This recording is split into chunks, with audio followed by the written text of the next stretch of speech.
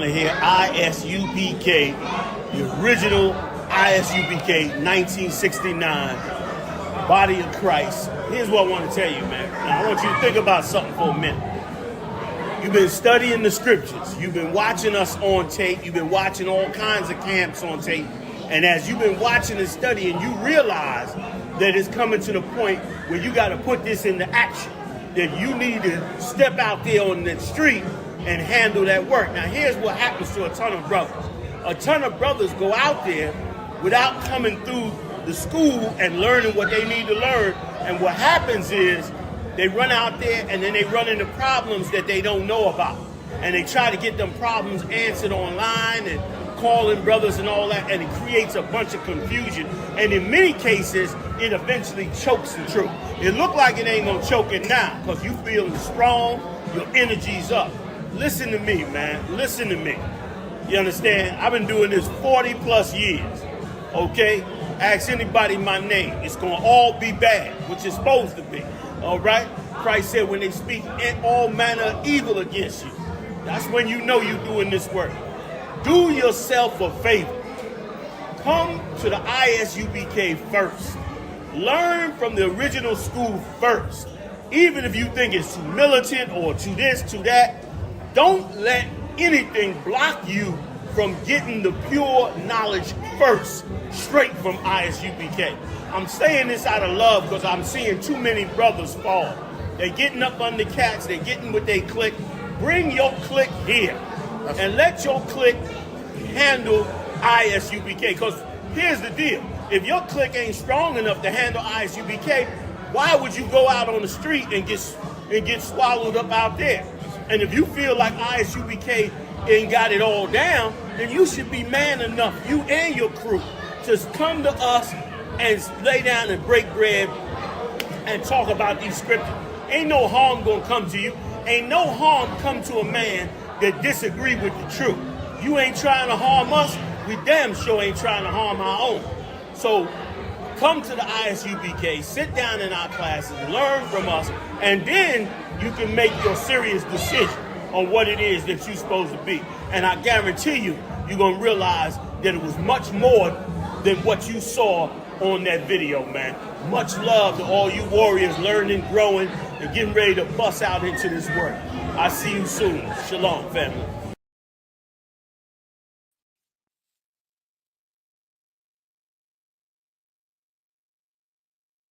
The village from 11 to 1 o'clock. We're going to be giving a food and clothes drive giveaway. The address is 2508 South Pulaski. With an added bonus, we're also, under Commander YAHANNA, we'll be giving away back to schools, because you know back to school is right around the corner here in Chicago. So make sure you show up. Hola raza, aquí estamos, el I.S.U.P.K, presentar el Midwest Fire Weekend, bajar de la comandante YAHANNA. Vamos a estar dando complementar y gratis comida y ropa para toda la comunidad latina y negra. Y para qué comunidad lo necesita, vamos a estar en la 2508 Sur Pulaski de Little Village. Vamos a estar ahí dando para toda la gente, todo gratis, todo complementar de comandante YAHANNA, para todos los latinos de la raza que lo necesitan. Ven para ahí, vamos a estar ahí. Si necesitan más información, llama el teléfono que está abajo del flyer. Gracias.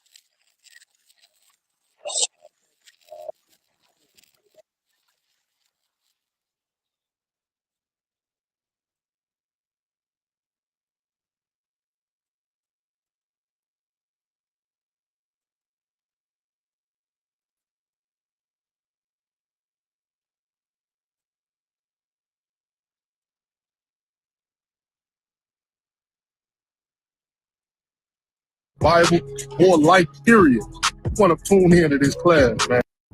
Hey, Shalom, Israel. What's going on? It's Israelite School of Universal and Practical Knowledge right here in the city of Chicago. Coming to let you know about the Midwest Fire Weekend, man. From July 31st all the way to August 3rd, we're going to have an incredible weekend, starting off with Thursday. You understand? The Round Table of Truth podcast with Captain Malcolm-Jamal and his whole team. We're going to have an incredible panel. They're going to be bringing heavy topics. You already know how they get down. Then, General YAHANNA breakdown class. Scripture breakdown class. Any questions you got about the Bible or life, period, you want to tune in to this class, man. Or make sure you can be there. You know what I'm saying? Here Friday, it don't stop. We got felony expungement and gun restoration. You got issues with the law?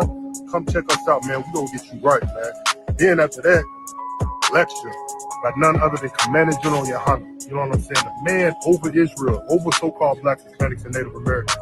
You want to come to this lecture and get the information you need, man. You know what I'm saying? It's going to be called, Where Do We Go From Here? You want to know where you want to go from here, man? With all this stuff going on, come to this lecture. Check it out online. You know what I'm saying? Then, after that, Saturday, what we got? We got to come back and give back to our community, man.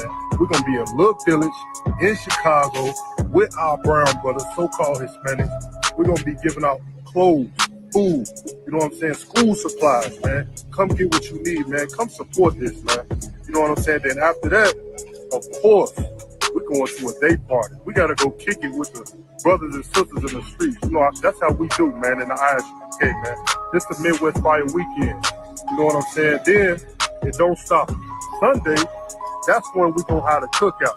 The cookout, black and brown cookout. You know what I'm saying? We're going to have so-called black, so-called Hispanic coming together. You know what I'm saying? We're going to have vendors, free food. Yes, free food. Who don't want free food, man? Come get some free food. Come let your children have a good time. You come have a good time, man. Black and brown cookout. Midwest Fire Weekend. It's gonna go down, man. Make sure you get with us, man. Come enjoy this beautiful city, man. Come enjoy it with the I.S.U.P.K, man. The real priests and prophets of the Lord. You know what I mean? Let's go.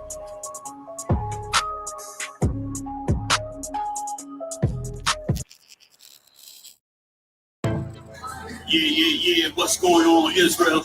Commander General YAHANNA, I.S.U.P.K, doing it like we do. I can't stop, and I ain't gonna use no baby oil. We're gonna do it right, you know, right? Okay, we're gonna keep it righteous, but we're gonna keep pushing this truth to save brothers and sisters' life. So I'm on today to tell you about the Midwest Fire Weekend. Now, brothers out of Chicago and whole Midwest, Detroit, Kentucky, who else they got? Indianapolis. I mean, there's a ton of cities in that Midwest. Forgive me if I missed those cities. And all those brothers are going to come together for the Midwest Fire Weekend. And what's going to happen in the Midwest Fire Weekend? It's the biggest and best, one of the biggest and best opportunities for you to get a close-up look at your brothers teaching this truth. A lot of you brothers are out there, been studying, you joining the knowledge, you ready to go, you know you got to hit that street eventually, you get your crew together, y'all working on these scriptures, but this is what I want you to understand. I want you to take a moment and come through the I.S.U.P.K so you can wash all them lies that they've been telling you about before you get here. You're going to have to do that for yourself so you don't get played out here. So this week, that weekend, July 31st to August 3rd, I got General YAHANNA here. All of you seen his class. Nobody matches it. He's bad to the bone with the knowledge of the truth. I got Cat McCard with me right here. Another bad cat runs the Hebrew Academy. You see all them tapes all over the internet, busting millions of views right now, killing the game. You understand? I got brothers coming through to do expungement. Got so much freely to every brother to show you that the greatest weapon we ever had that was given to us from Christ was a real brotherhood. Midwest Fire Weekend, I don't care where you at in the country, take a moment, get in them wheels, hop on that plane, July 31st to August 3rd, Go on one of our websites, pull up the hotel. Come on out there, bring your crew. You all right? I know a lot of y'all be thinking we too militant, we too hard. Brother, we've been fighting for this truth since 1969. We gonna be hard, but it don't mean you in any danger. We need each other now. You need to not just be out there on your own. Everything that Trump is doing and America's doing, we need to bring the body together. So come on down. I'm doing my lecture. I don't do that many lectures, but I'm doing the lecture this year. A couple of them actually, and one of them will be during that weekend, and we'll be talking about everything Trump and them's doing. The third world war with Iran, Saudi Arabia, the Israelis, they still over there shooting. They just hit a air base in Jordan. They killed 3 soldiers, wounded 34 others. Both sides are arming up like crazy. Ain't nothing stopped. They had a little ceasefire, but they're arming up like crazy. Now China is bringing a new jet. What's the name of that jet? J10C. The J10C. This is a super duper high power jet. It's a jet made to compete with the F-16 and the F-32 it is? The F-35. So that's they top. They bring in their top dogs into the theater. But here's what the Chinese got. Their jet can put 12 missiles on the bottom of the jet that are hypersonic missiles. These missiles can't get shot down. Wherever they fire at, they move so fast any defense system cannot take it. All this is the Lord's doing. At the same time, Donald Trump is trying to lock up all of our Latino brothers. He thinks he can turn our country, this country we built, into China, where he have our Latino brothers doing all the manufacturing. The boy is psycho. Now we in the end. Wake up, come into the body. So I'm inviting you down. I'm Commander General Young. I'm just an OG talk, okay? I done held this game 40 years. You owe me to at least come see me when I say come see me before you hit that street. That's just respect. And you should know that, and everybody know that's how it runs. So come on, see me, man. You in good hands, you safe. Sister's gonna feed you. I wanna holler at you, man.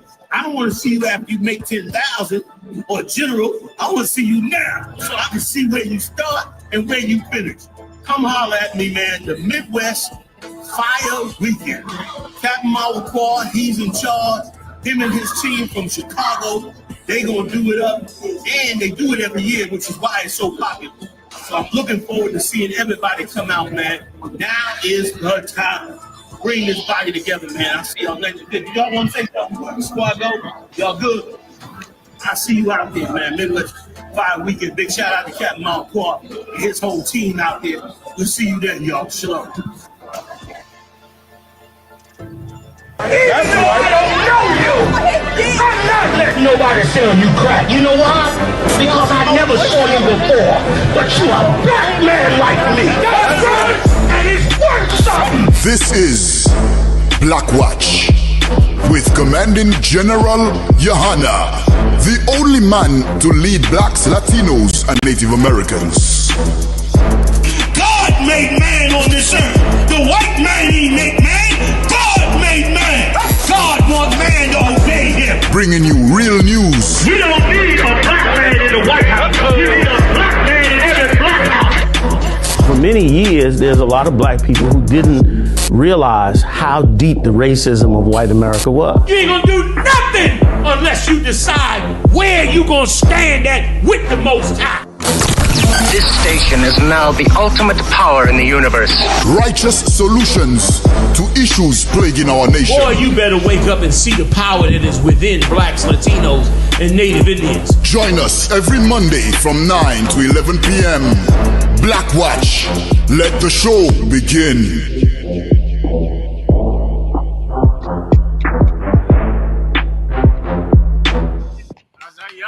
What's up, gentlemen? We're getting it on in here tonight. What's going on, sir? How's the hand? Yeah. Rolling that night, man. Here we are. Commanding General YAHANNA is on his way. We're going to go through all of the stories of today. We're going to go through the death of, what's his name again? Malcolm-Jamal Warner. Malcolm-Jamal Warner died today, brothers and sisters, man. Let me tell you something. There are a lot of worse people out there than it should have been. It should have been you. Malcolm-Jamal Warner is in the world, and he didn't know the truth. But you better sit home as you're feeling sorry for Malcolm-Jamal Bryant. You better wonder, when will it be my turn? Right. That's the true value of seeing someone that died at a young age, died when they were expecting to live on and expecting to have a wonderful vacation. Now they're gone. What you should learn is, am I next? Is my turn next? And what can I do about it, brothers and sisters? That's Malcolm-Jamal Warner. Of course, we have Donald Trump. He's doing something wicked every goddamn day. Commanding General YAHANNA will go in and go into World War III, and every other story that is pertinent to blacks and Hispanics today. We're here with General Hazayan. Give him a hand. Here with Officer Marah, Officer Yadiah, Officer Ibad, Officer Batamyad. Yeah. Man, we're getting it on, man, and we're telling the truth, man. Don't you know how valuable that is in the world you live in?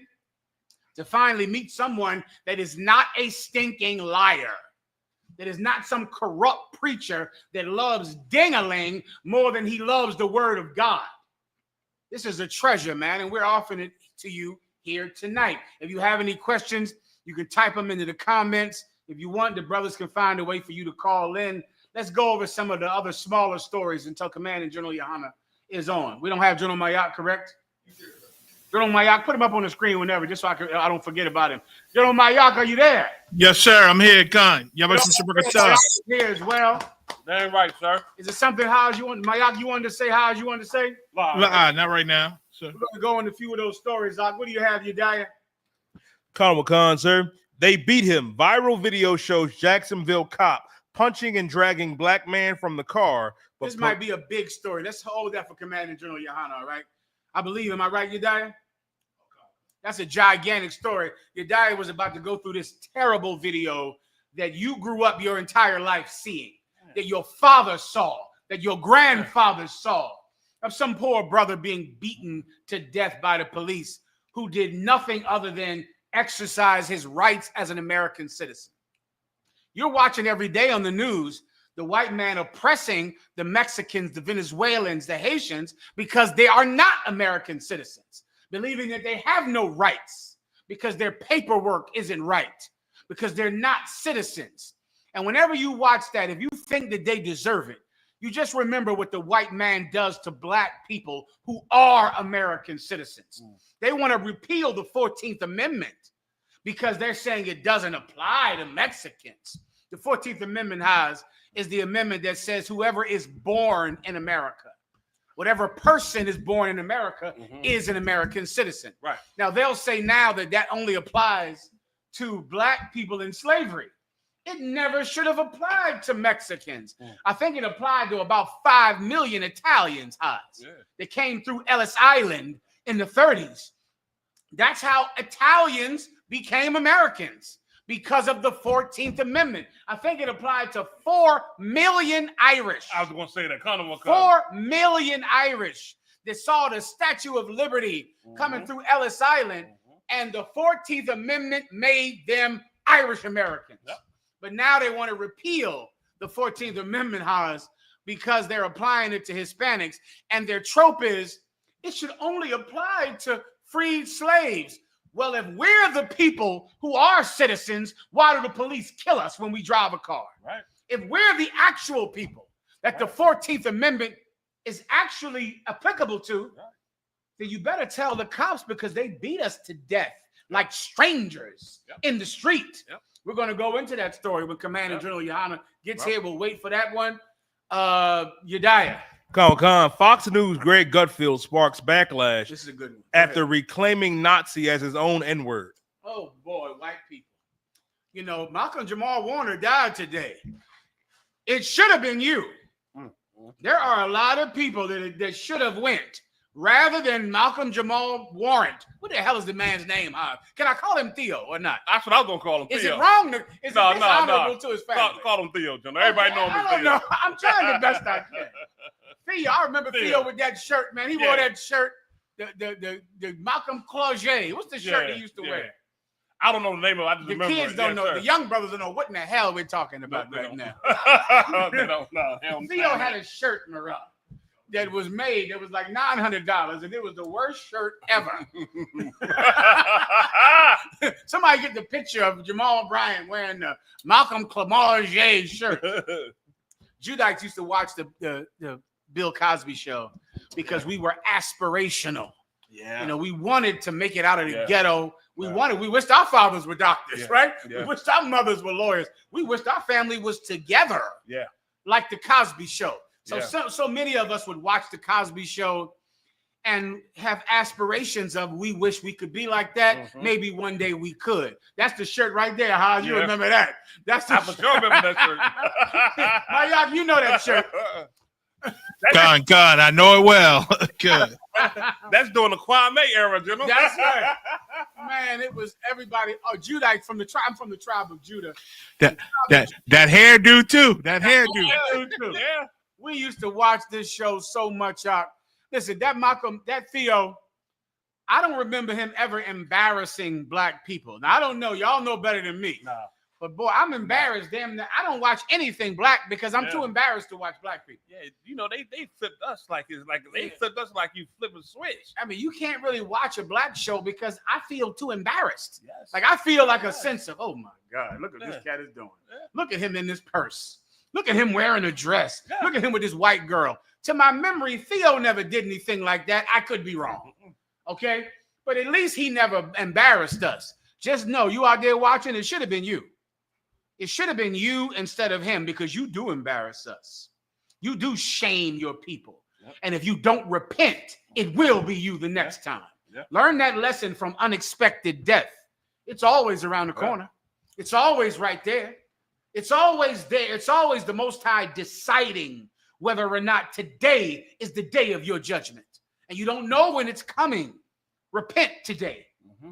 Repent today. So that day that happened to this poor brother doesn't happen to you, or at least doesn't happen anytime soon. Yes, sir. Everybody understands. So here we go. Let me tell you about some people that it should have happened to, if I could. Today on Fox News, or last week on Fox News, we're going to play a video. Can we play the video, Marah? If we can, I'll talk about it. You got to tell me quickly if I could. It's a video. It should have came up in the story. Can we play it? So you say again? Okay, good. Okay, let me talk about it. So this is the show called The Five on Fox News, right? It's a talk show on Fox News, a roundtable discussion, right? Mm-hmm. And this is a host called Greg Gutfeld. And because white Republicans are getting called Nazi every day. Mm-hmm.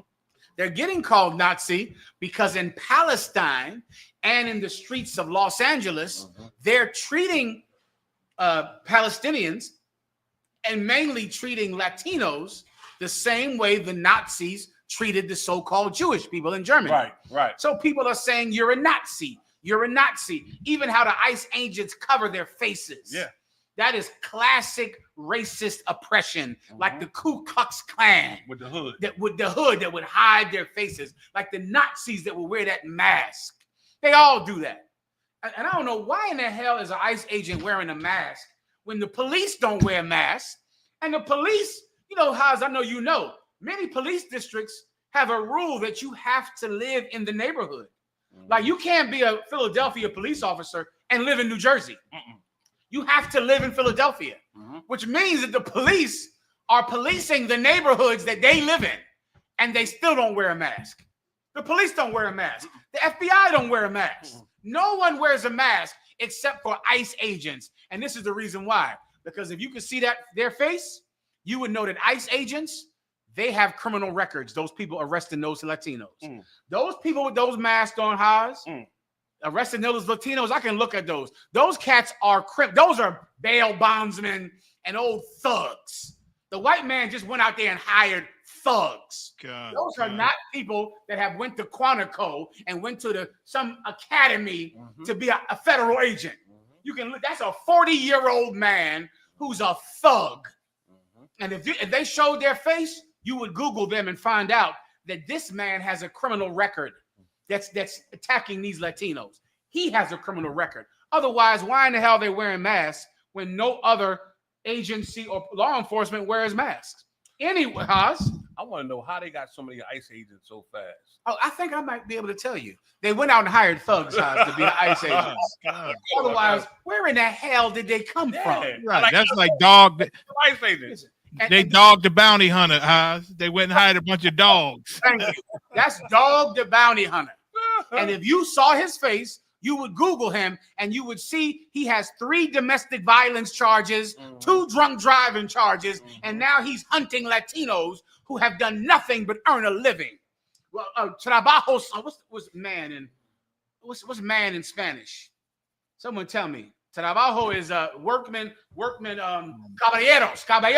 caballeros, trabajos.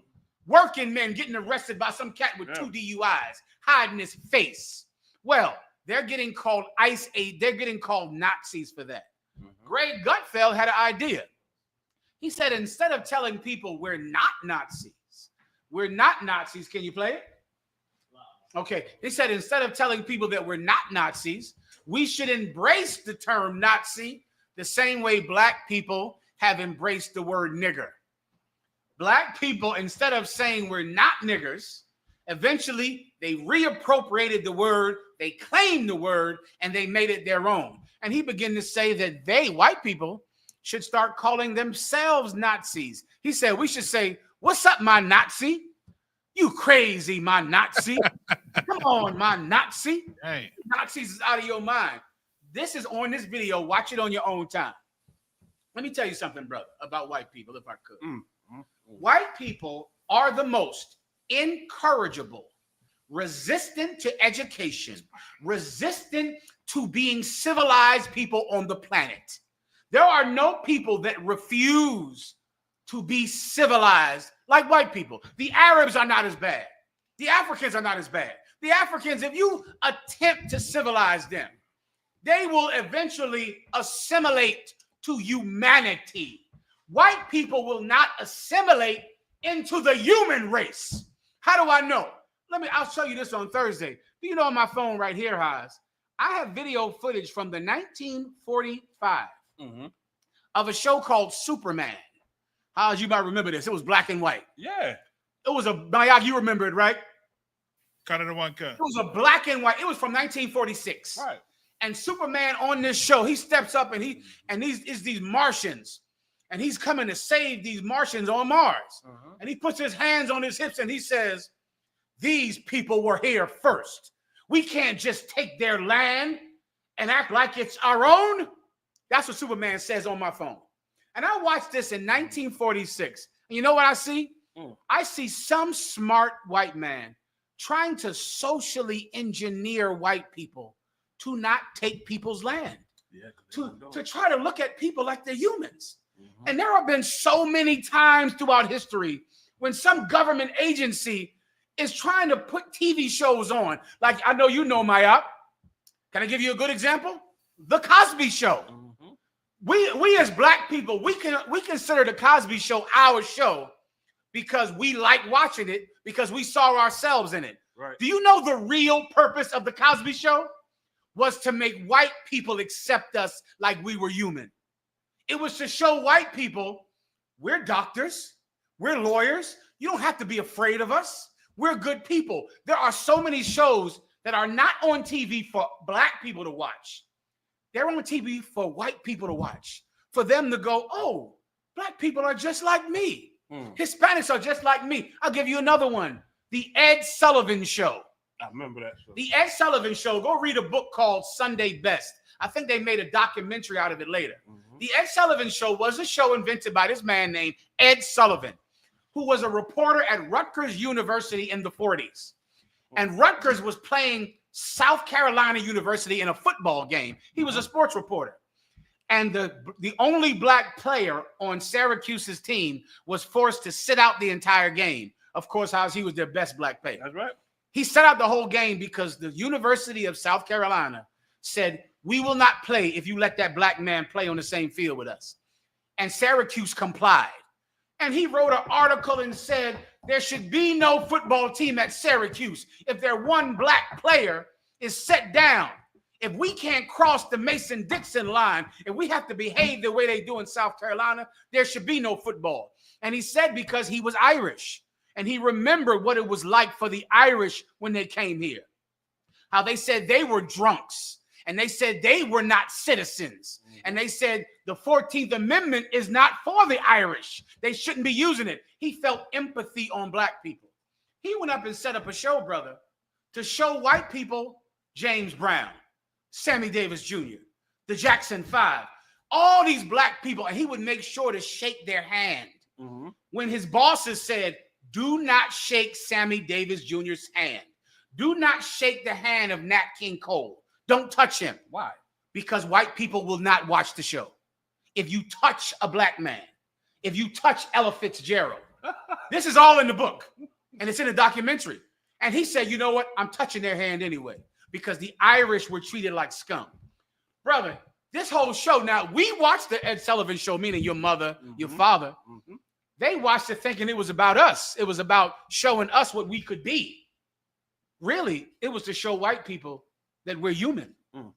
There have been 1,000 things in your life that have been done simply to make white people say, maybe I shouldn't be so afraid of black people. Maybe I should accept them. Ed Sullivan said, I know you will never sit down at a lunch counter with a black person, but maybe in the privacy of your own home, you'll watch them dance and sing, and you'll see that we're not so different. Right. There have been smart white people that have tried this. You know what happened? They voted Donald Trump in the president in 2025, and they erased every measure of the Civil Rights Amendment. It's gone. They erased everything that they fought for in the 60s because you cannot civilize white people. You can't change them. Geniuses have tried. Men smarter than me, social engineers and doctors and psychiatrists. Maya, do you have the one? You don't have the one with Superman, do you?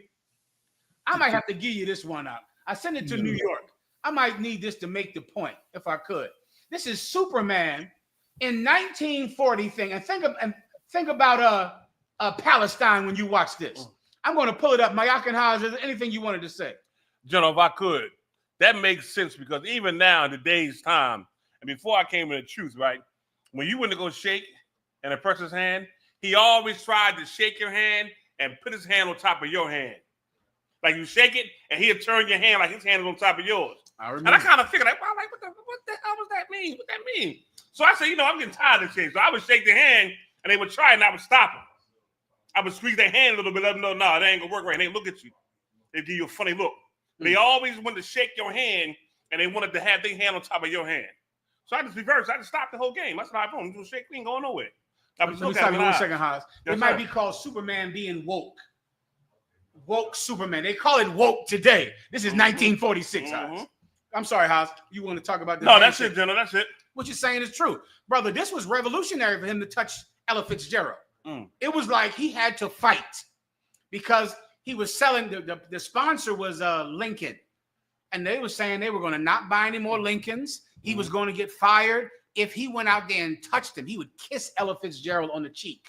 He would shake Sammy Davis Jr.'s hand. He let people come on that show that at that time, there were no black people on TV. I mean, zero. And this is a good thing to bring out with the death of Malcolm-Jamal Warner. And that shows like the Cosby Show were not for us to watch. We're too small a demographic. Shows like the Cosby Show are for white people to look at us as people, to look at us like humans. Malcolm-Jamal Warner was what? The goofy black kid who was just like every other white kid. He was just like any white boy, which was supposed to make white people go, you know what? Maybe I'm afraid of black people for nothing. Maybe it's no big deal. Can I give you another show, Mayak? And the Munsters. I'm way over the young brothers' heads right now. I know I should stop, and I'm about to. Okay? Have you ever heard of the Munsters? Anyone out there? Good Lord, Horace. Damn, what the hell going on? And I just had a baby. What is wrong with me? Something is wrong with me. No, we're the same game. I forgot, Hans. You bad as me. I'm telling you, Jill, that's right. Hans, I'm so sleepy right now.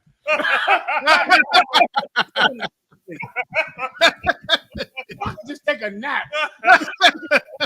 Boy, I'm tired, huh? I took one before the show, General. You smart, brother. If I could just get a quick nap in, boy, I teach a lot better. But since I can, I'll persevere. All right. This what the Munsters were. Some show. Wait, do you have it? Is it woke? Oh my God! Who I send this to? Oh, you have it, but you're not sure if you can play it. Then don't, of course. Well, you can show me a little Munsters. The Munsters were a show about a family where the father was Frankenstein, the mother was the bride of Frankenstein. You know who Frankenstein is? Anybody out there? The son was a werewolf. Yeah. The grandfather was a Dracula. Yeah. And they had a pretty little white girl who was Denise, who looked like everybody else. And I watched this show as a kid thinking, you know, this is just a funny show about monsters. Yeah. I went and read the documentary on how this show was made. And they said this show was to promote civil rights. Whoa. This show was to show white people, even though they look scary, they're just like you and I. They're no different than you. They're the same as you. They're just regular people, even though they look scary. The creator of the show did this to try to civilize white people, to try to make them not be afraid of black people. Haas, it did not work. Nope. They tried for 50 years. Yep. They elect Donald Trump. They gave ICE agents $75 billion this year, which is more than they gave the United States military. Ain't that something? More than they gave the United States military. ICE right now is the biggest funded agency, including the military, because their racism won't be quenched. You can't civilize them. And there are some good white men out there, good white men like Harry Truman. What's the cast we just talked about? Ed Sullivan. Good white men that go to their own people and say, listen, we got to stop being so evil, y'all. We got Gollum Nassim. What's the Gollum Nassim you always taught me about? Gumna Nasir, something like that. Nasir went to white people and said, listen, man, the Jews are black. We got to stop all this. Yeah. Stop. Good white men out there. Yeah, and in general, there was a few presidents, American presidents in history that tried to give free health care for everybody, like health care. And the American people fought against it and said no, because then black people would get it and Hispanics would get it. And they created a whole copay system so that we couldn't afford it because they won't be quenched. It was a few different presidents tried it. General Mayak is just telling you historical fact. Yep. That's the reason that you have a copay today, because when they wanted to make healthcare free, white people said, we can't do it because then black people will get free healthcare. So then they said, all right, charge them some money. They don't have any money, so that the copay will stop them from going to the doctor. That is factual. Good white men like Lyndon Johnson. Lyndon Johnson said the best way to fool a white man is to make him think that he is better than the average, make the average white man think that he is better than the upper class black man. And then you can steal money from him. And Lyndon Johnson fought for the Civil Rights Bill. Let me give you another one. Harry S. Truman. Harry S. Truman was president when a black man had his eyes beat out of his head for wearing a United States Army uniform. He came home from World War II wearing a uniform. He was on a bus. They said, who do you think you are, nigger? Took him outside of the bus and beat his eyes blind. The story got all over the paper. It was during World War II. They went to court. They arrested the sheriff that did it. These were sheriff's eyes that did this. They went to court. Guess what the verdict was? Not guilty. Harry Truman said this is the biggest injustice in history. Yep. During his inaugural address, he talked about how evil it was that those sheriffs did not go to jail. You know what happened this week? The murderers of Breonna Taylor are not going to jail. Of course. Today. Yeah. The people who killed police officers who murdered innocent black people are being freed. Yep. When good white men try to civilize their own people, white people will not be civilized. they will not be changed. White people need to be ruled with a rod of iron. That is the only thing that will make them change. You cannot convince them. You can't give them a TV show that makes them look at black people as doctors and lawyers and people that go to college. That will only make white people angry. I'm going to prove it to you today. I don't know how what I'm saying is refutable. What I'm saying, it ain't opinion. No. This is where the Ed Sullivan Show comes from. It's where the Munsters come from. It's where the Cosby Show comes from. I didn't make it up. It's in the damn report about the creation of the show. You know, facts is facts. You can't get past the facts, sir. This is just the facts. It's the history behind it. Yeah, it's the history behind it. What I need white people to see is, with all that, you still won't change? They're trying to teach you. They're trying to make you a person. You can't. Let's go over the rest of the story, Zach. Finish this story up. Go ahead. Colonel Khan, sir. Finish. Let me hear what the rest of it is and then go to the next one. Colonel Khan, sir. It says Fox News resident comedian Greg We Garfield. went over that. They get that, right? If we can play the video, let's move on. I didn't send you the story about Superman. Okay, go ahead.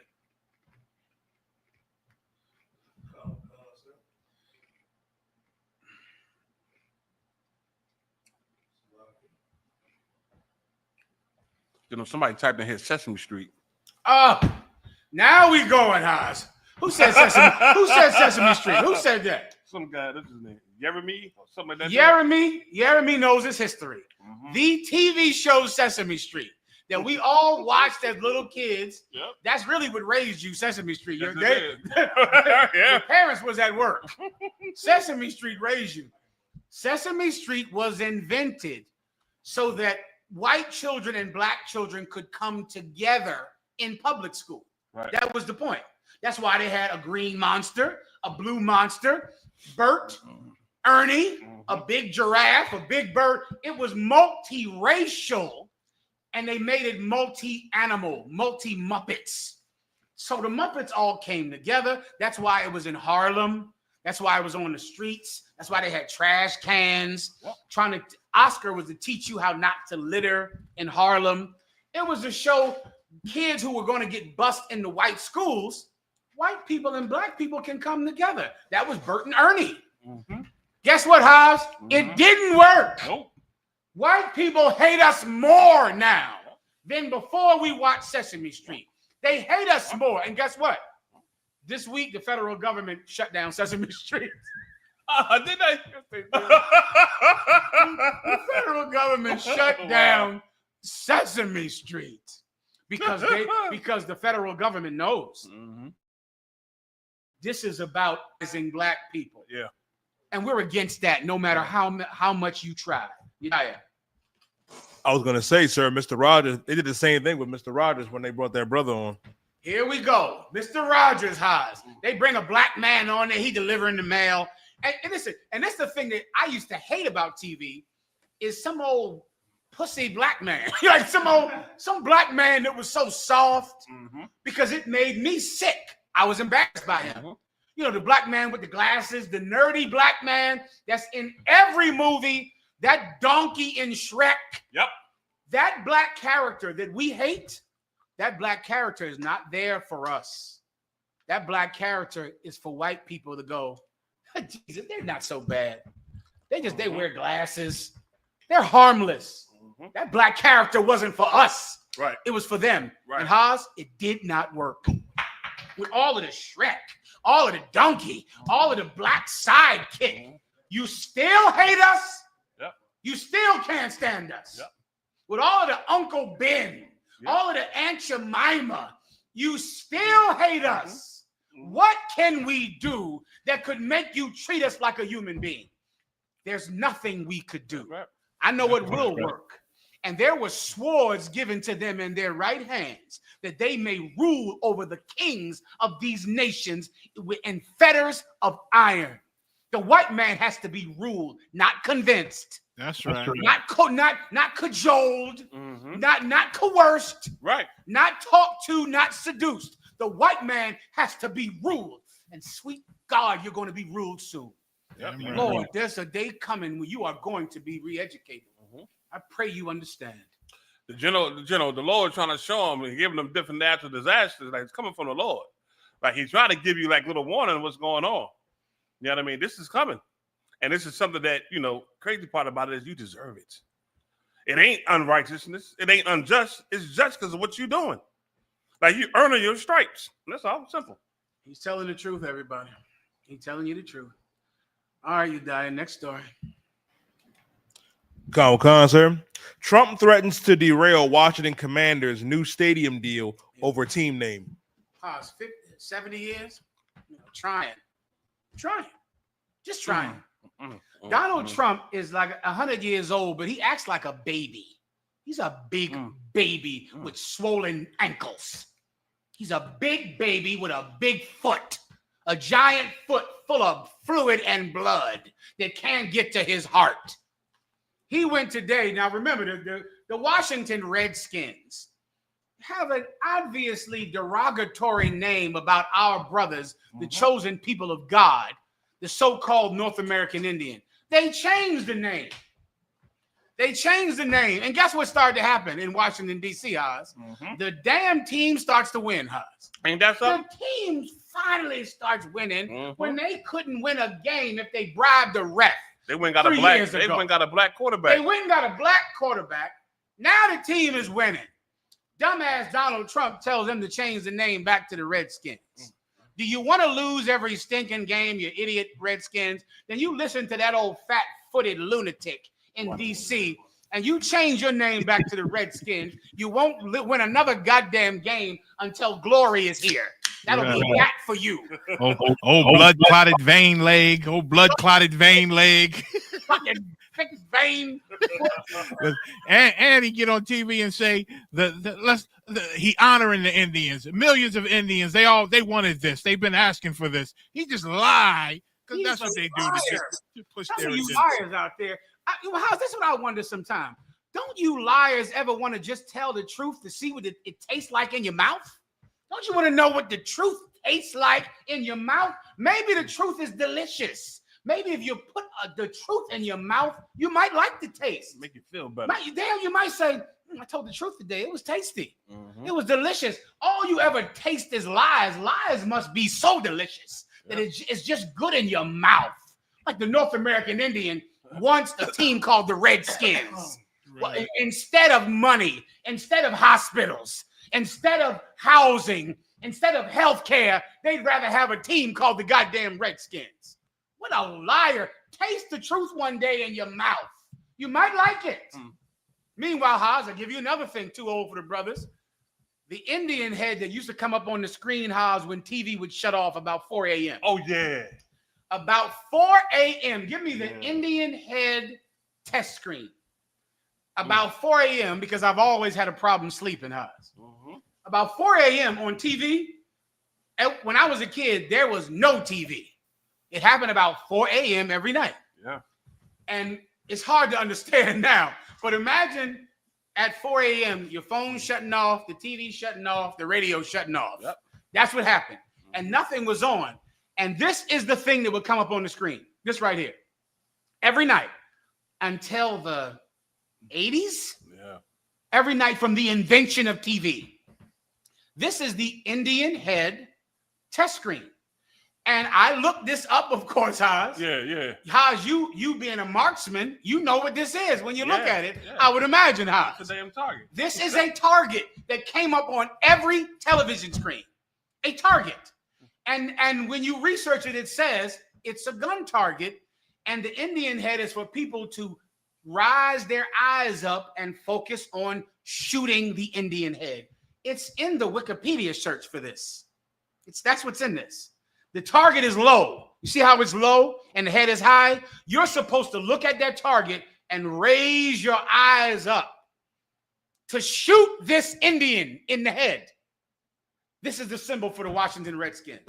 This is what Donald Trump wants it to be again, because he just wants life to be the way it was when he was young and his penis still got an erection.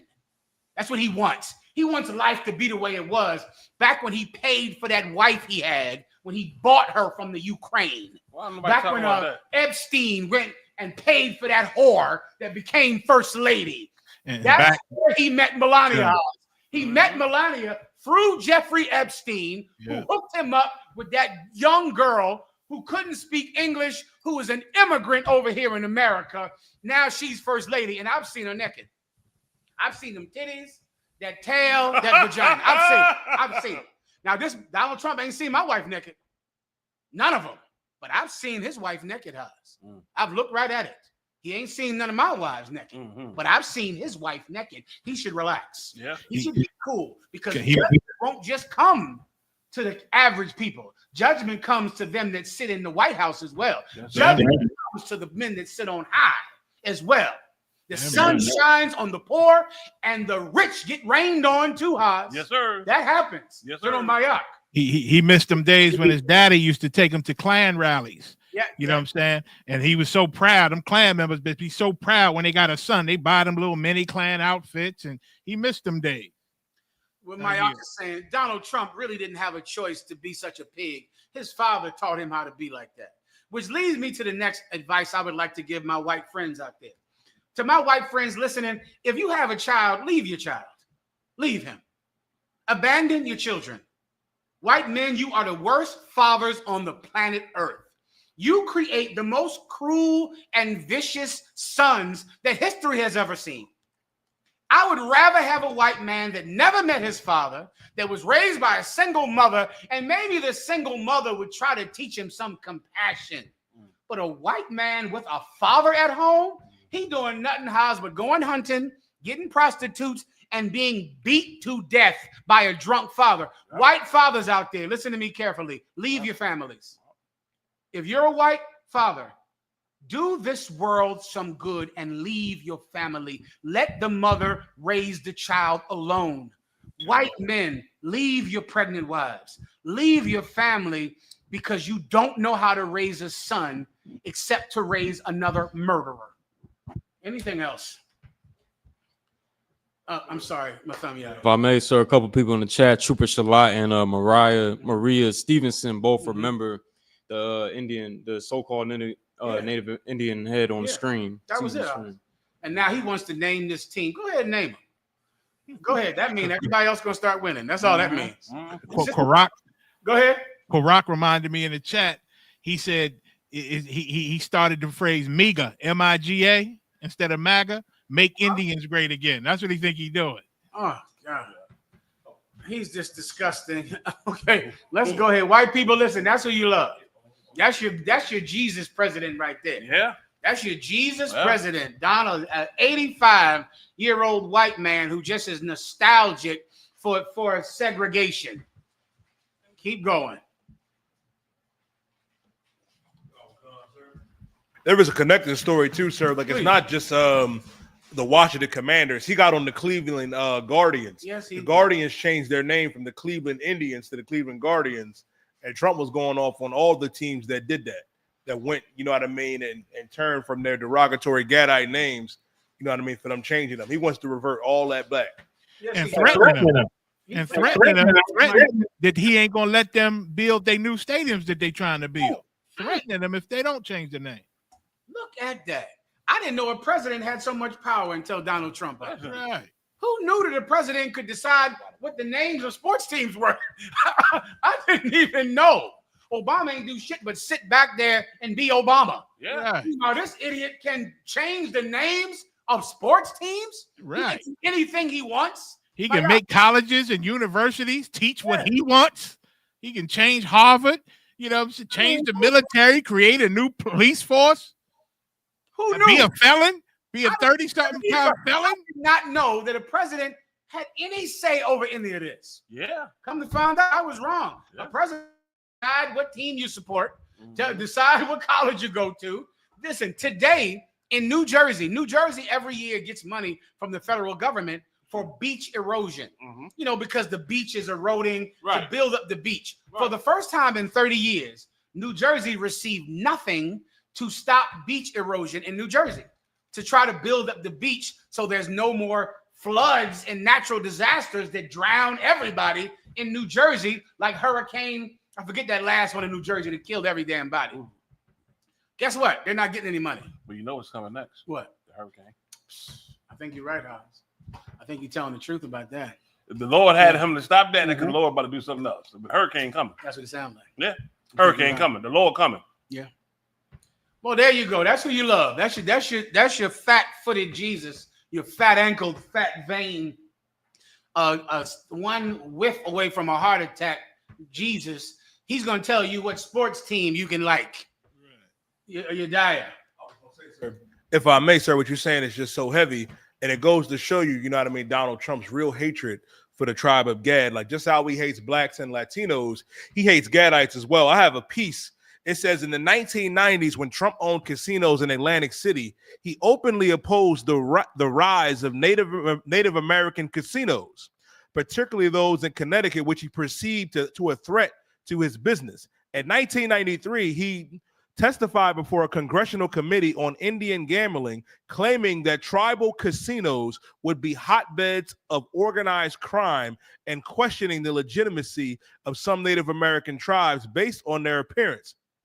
He even filed a federal lawsuit to block Native Indian casinos, arguing that the Indian Gaming Regulatory Act of 1988, which allows for tribal gaming, gave an unfair advantage to Native American Indians.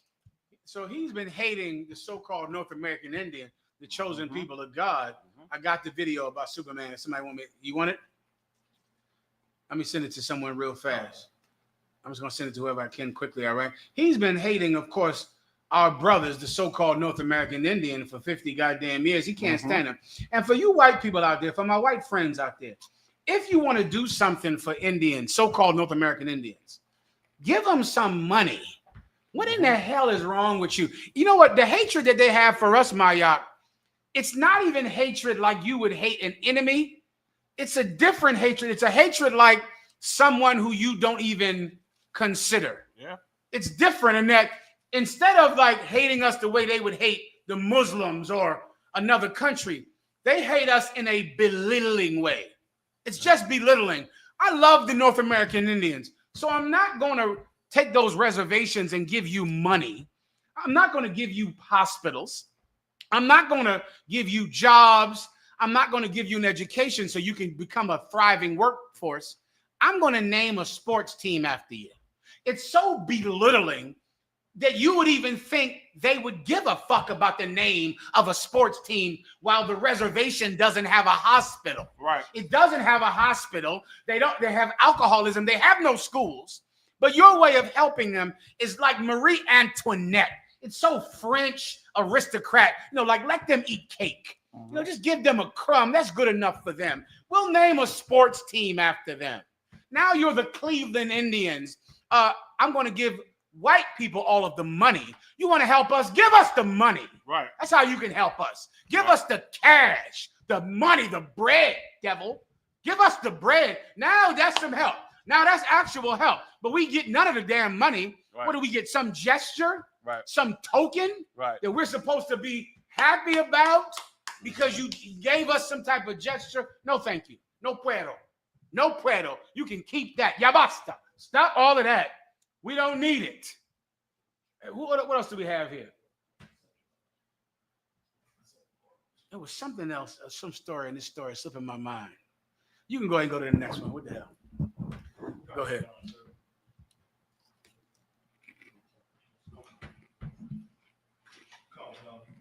I sent the video.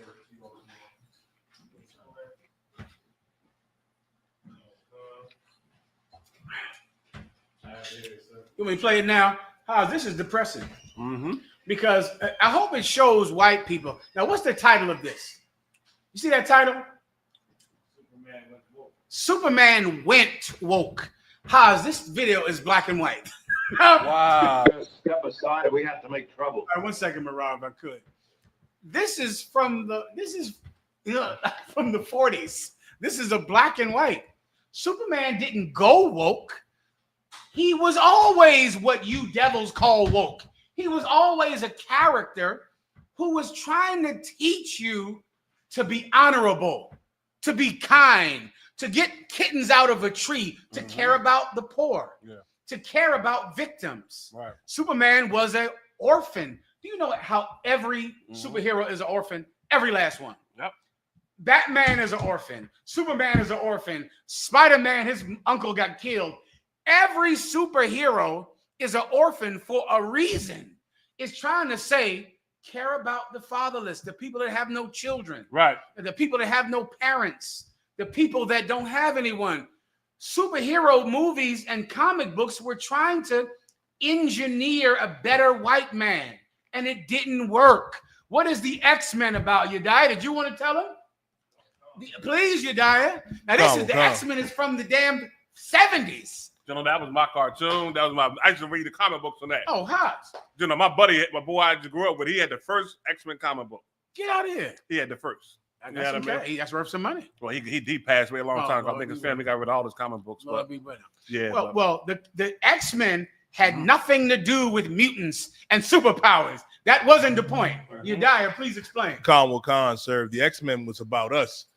And they even said that the depiction of Magneto was supposed to be Malcolm X, and Martin Luther King was supposed to be Charles Xavier, depicting, you know what I mean, the Negro experience in America and how we're hated and treated like we're not human beings. Wow.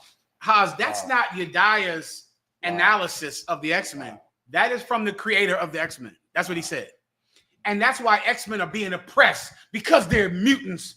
They won't never accept them. I was born like this. They're racist against the X-Men. Right. Trying to teach white people, stop hating somebody because they're different. White people, don't hate everyone that is different than you. Have empathy, sympathy for people who are different. They've been trying this since the 40s. Haas, it did not work. Nope. Because you cannot civilize white people, but you can rule them. You can rule them. Play this Superman video. This is from the 40s, Haas. Listen carefully if you could. Mayak, go ahead. Decided we had to make trouble. Put some lead in him, Luke. Mr. Benson tried that once already. It didn't work. Now I'm going to give you one last chance to stop acting like Nazi stormtroopers. Who are you to tell us what to do? All I'm telling you is that that little creature in there has as much right to live as you do. Don't forget, you invaded his world. You sank a pipe 6 miles into the ground. When he climbed up, you set dogs on him, shot him. You invaded his world. Wow. When he climbed up, you sucked dogs on him. You shot him. The creator of Superman, valiant effort. I understand what you were trying to do. That's a good white man, Haas, trying. It didn't work. Nope. Now they've killed 4 million children in Palestine. You invaded their land. Right. You invaded their land. And when they tried to climb up, you shot them and sucked dogs on them. You cannot civilize white people. There are good white men that have been trying since the 40s. You know, that's why, if I could, so that's why Martin Luther King at the end, after he realized he made that mistake, made that comment. That's what he said. He said, I didn't join my people to a burning house. And he'd have made a mistake by trying to join us to these people, man. And then he realized it at the very end. He made a mistake. It was wrong to do. These people ain't gonna never change. I think that this world hates Command and General YAHANNA, not because we're racist, but because we're the only people that understand white people. Yeah. We understand them. Yeah. That's all. We just understand them. And of course, without understanding, how can you have anything, huh? Right. We understand white people. You don't. Like even today. Do not. Yeah. The creators of Superman do not. Ed Sullivan, Truman, Lyndon Johnson, they don't understand white people the way Commanding General YAHANNA does. General Mayak. Even today, they was all shocked. Even that old civil rights lawyer, I forget his name, Crump. Yeah, Crump. They on there bewildered because that police officer only got sentenced to 1 day in prison. They like, this is a travesty, and there's, oh my God, like the world is over. When this is just, you can't change these people. They don't care. It don't matter how many of us they unalive, or how the whole world sees it, and how it is obviously injustice, and is they going to not go to prison, you know, and that's that. Sluck. We can go into those. You're right, Mayak, and we can go into those stories next. You got a list of people that just don't understand white people. Hey, where are you foundational Black Americans at that thought you were going to get reparations? Any of you in the chat room? You're sitting over there arguing about who's going to get reparations. Jamaicans should not get reparations. Africans should not get reparations. We're foundational Black Americans. You sitting there carving up your billions, carving up all your billions on who should get it. Nigga, you were never getting a dime. Right. Ever. Right. The UPK knew that you would never get reparations. I remember the day in California, that old Tariq Nasheed, he down there at town hall meetings deciding who should get the money. You see, Haitians should not get it. We should put it into a trust fund. And then I could be in charge of the trust fund, and I will administer the money to everyone. Nigga, go back to being a rapper. And I assume every Black preacher is a rapper. That's what I assume. If you below a certain edge, I assume you a failed rapper who needs attention in another way. You die. Oh, I'm sorry. He was a pimp. That's the old school one. You die. That's the traditional one. He's clearly some old pimp sitting over there at town hall meetings deciding who will get the reparations money. The Black people in California, the Black Congress in California went there and voted against it. The Black Congress in California. That was obviously going to happen. Yeah. Foundational Black Americans. You didn't know that from the beginning. That wasn't obvious to you. You dummies. Did you think Donald Trump was going to release the Epstein list? Who in the hell thought he was going to do that? You don't understand white people. Donald Trump is on the Epstein list. He's on it. He's not releasing the Epstein list. Whoever thought he was, you don't understand white people. You don't understand them, and we do. You die. Concert. Blatant betrayal of the jury's decision. Breonna Taylor's mother heartbroken and angry after Donald Trump pushes for just 1 day in prison for a Kentucky cop convicted in deadly raid. This Kentucky cop went into Breonna Taylor's home. Who was he looking for, Haas? I don't even remember. Was he looking for her man? Or was it the wrong house? It was the wrong spot. It was the wrong house. He just shot through the walls. Supposedly they did a drug deal or something, and went there to serve a warrant. And he just shot in the walls or something to the house. I believe. Well, they tried to get in there, and the boyfriend says, boyfriend thought somebody was breaking in. So I he shot back in the door at them. I remember. So they shot back at him and killed him. They went in there with a no-knock warrant, just started shooting up this man's house with a legal right to have a firearm. And they killed his wife. They killed his wife, and guess what's going to happen, Haas? Nothing. Who thought it was? Who thought anything was going to happen? Are you out of your mind? Nothing is going to happen after 50 years of social engineering white people to have empathy. Empathy, Haas. That feeling of, I'm not you, but I can put myself in your shoes and I can understand your pain. That's empathy. White people cannot feel that feeling as a people. As a collective, white people cannot have empathy.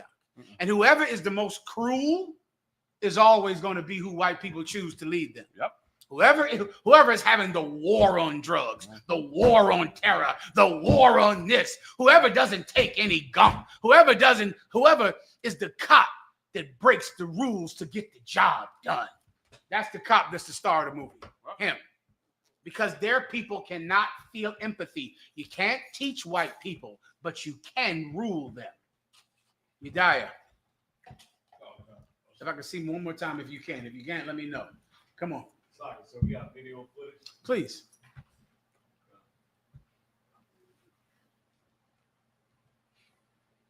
Tonight essentially wants no prison time for a conviction that could carry up to life in prison.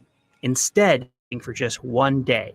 For the only person convicted after firing shots into the home of 26-year-old Breonna Taylor. Taylor, an EMT from Louisville, killed by police. She's on the ground. After a controversial 2020 no-knock warrant that's since become illegal in her home state of Kentucky. Her death becoming a national outrage. Two former Louisville Police Department officers who fired the shots that hit and killed Taylor never faced charges. Only one officer at that raid went to trial, Brett Hankinson. Defendant Brett Hankinson not guilty. Ultimately found not guilty on 3 state charges, but guilty on a federal charge last November for violating Taylor's civil rights. Prosecutors say Hankinson fired 10 shots into Taylor's home, bullets flying through the walls and glass. Those shots from his gun did not hit Taylor.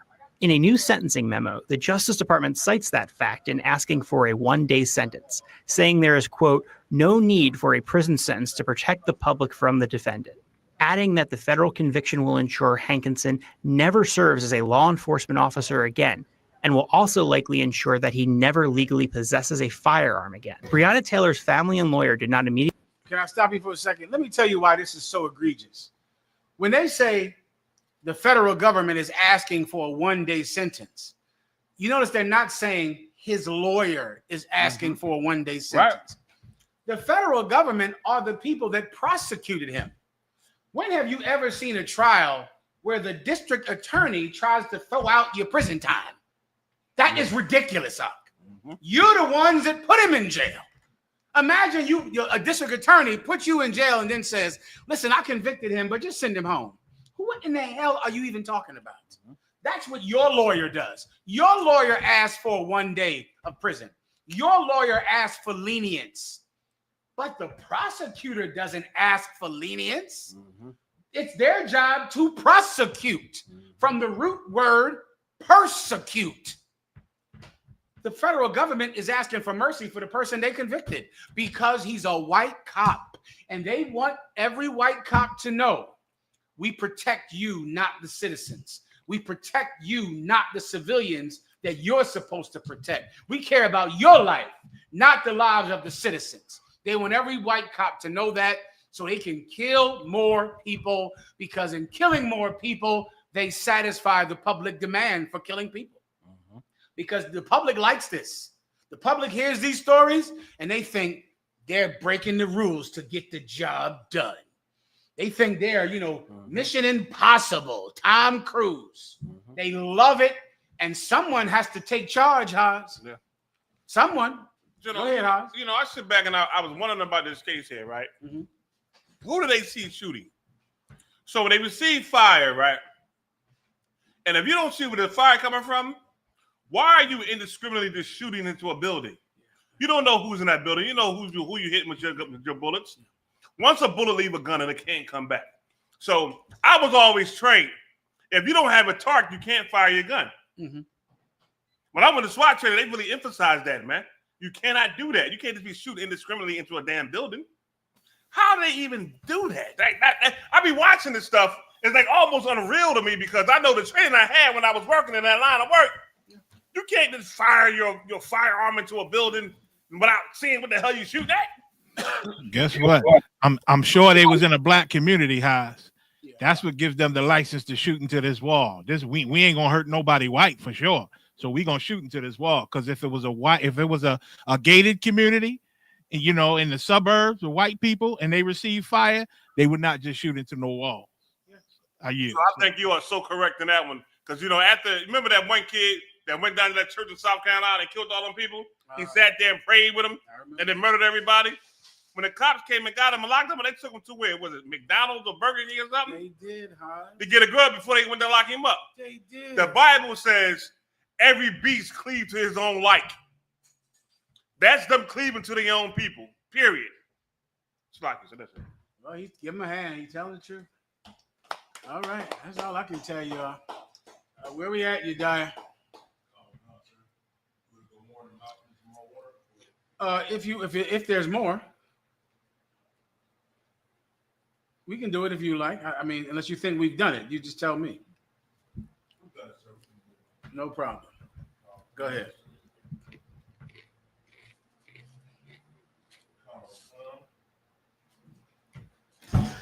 Beef prices have soared in the U.S. Well, the beef. Go ahead, keep going, you die. Conor McCom. It says the average price of a pound of ground beef rose to $6.12 in June, up nearly 12% from a year ago, according to U.S. government data. The average price of all uncooked beef steaks rose 8% to $11.49 per pound. Well, you're going to see this happen. This is more of Donald Trump being a stupid idiot. Well, he's going to destroy the farm industry. He's going to destroy America simply because you hate Mexicans. You give him the license to destroy every industry in America. It's going to happen.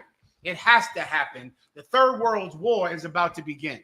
All of the prophecies of the Bible, the famine, the starvation, the war, the 4 horsemen of the apocalypse are on the rise. Yes, sir. And this, you're going to see every biblical prophecy about starvation and famine and plague and war begin to take place. And just remember, this is the only solution. They've tried everything else. They tried it. Nothing else will work but the white man being ruled by a superior. That's the only thing that would work. Yep. And when you see these famines happen, also, I forgot to bring this out 2 weeks ago. You know, the Black Plague, they found somebody with the bubonic plague, somebody in America had the Black Plague from the 1400s. Yep. I said, well, this is what you voted for, right? Yeah. You wanted the Black Plague to come back. The bubonic plague, which is the origin of bless you. Yep.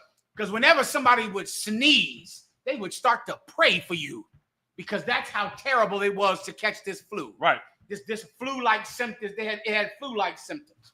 A nigga starts sneezing, everybody jumped down and start praying because damn near everyone died. And it started with a sneeze. Yep. Now here we go now. You let some old idiot come in the White House and bring every fool and idiot podcaster and a hunting buddy into the damn White House, and now the bubonic plague is back. We're just getting started. Yeah. That's it. Plagues and earthquakes and natural disasters and famine is coming. Yeah. Soon, before you know it, only rich white men will be able to afford a steak or a hamburger. You'll be picking through scraps like in the time of slavery. You'll be picking through scraps like the time of slavery, and men like Donald Trump will be in Mar-a-Lago eating porterhouse steaks. This is what you asked for. This is what you asked for, and you're going to get it. Yeah. You die.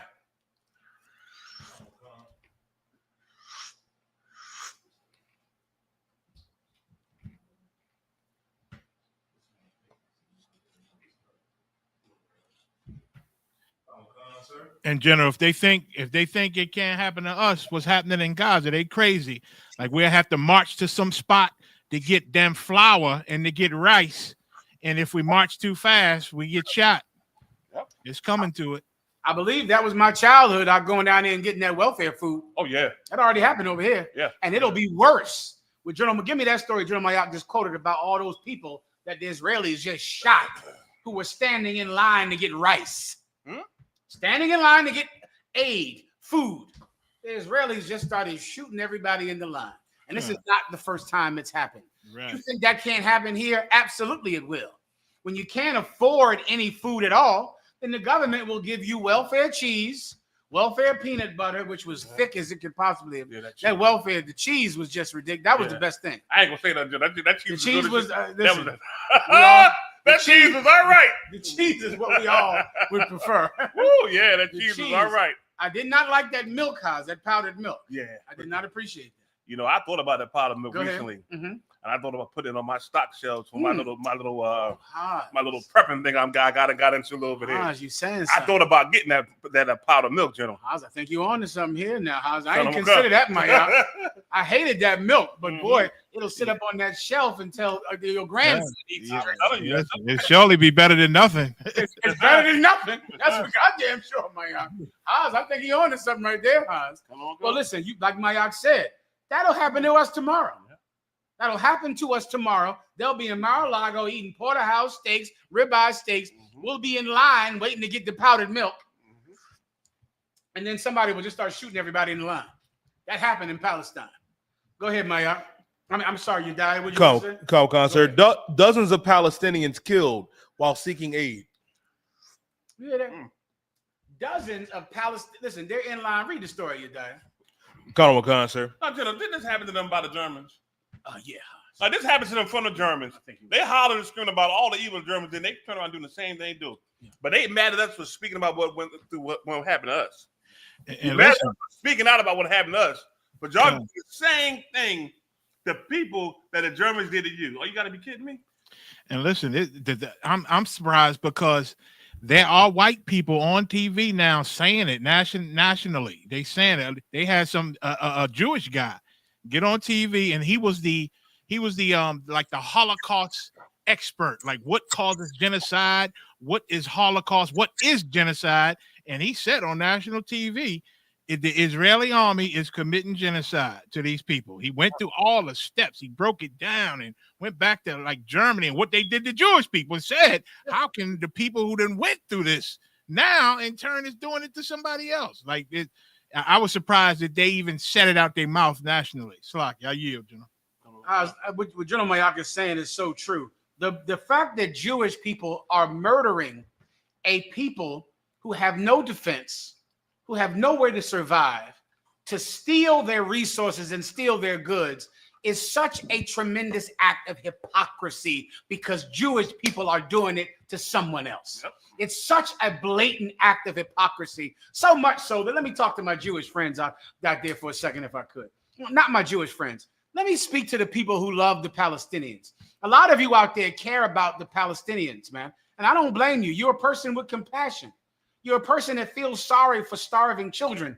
Palestinians are in line to get food, and the Israelis shoot them in the line as they're trying to get food. And those of you out there that feel compassion for the Palestinians, you're right, and you should feel compassion on them. But I want to remind you of one fact that better not escape you. As you feel sorry for the Palestinians, as your heart aches for the children who are dying of starvation in Palestine, I want you to remember this. The black Jews would have never done this to you. We would have never done this. If you would accept that black people were Jews, we would be kind to the people we rule over. You hate the fact that black people are the Jews. You don't believe that we're Jews.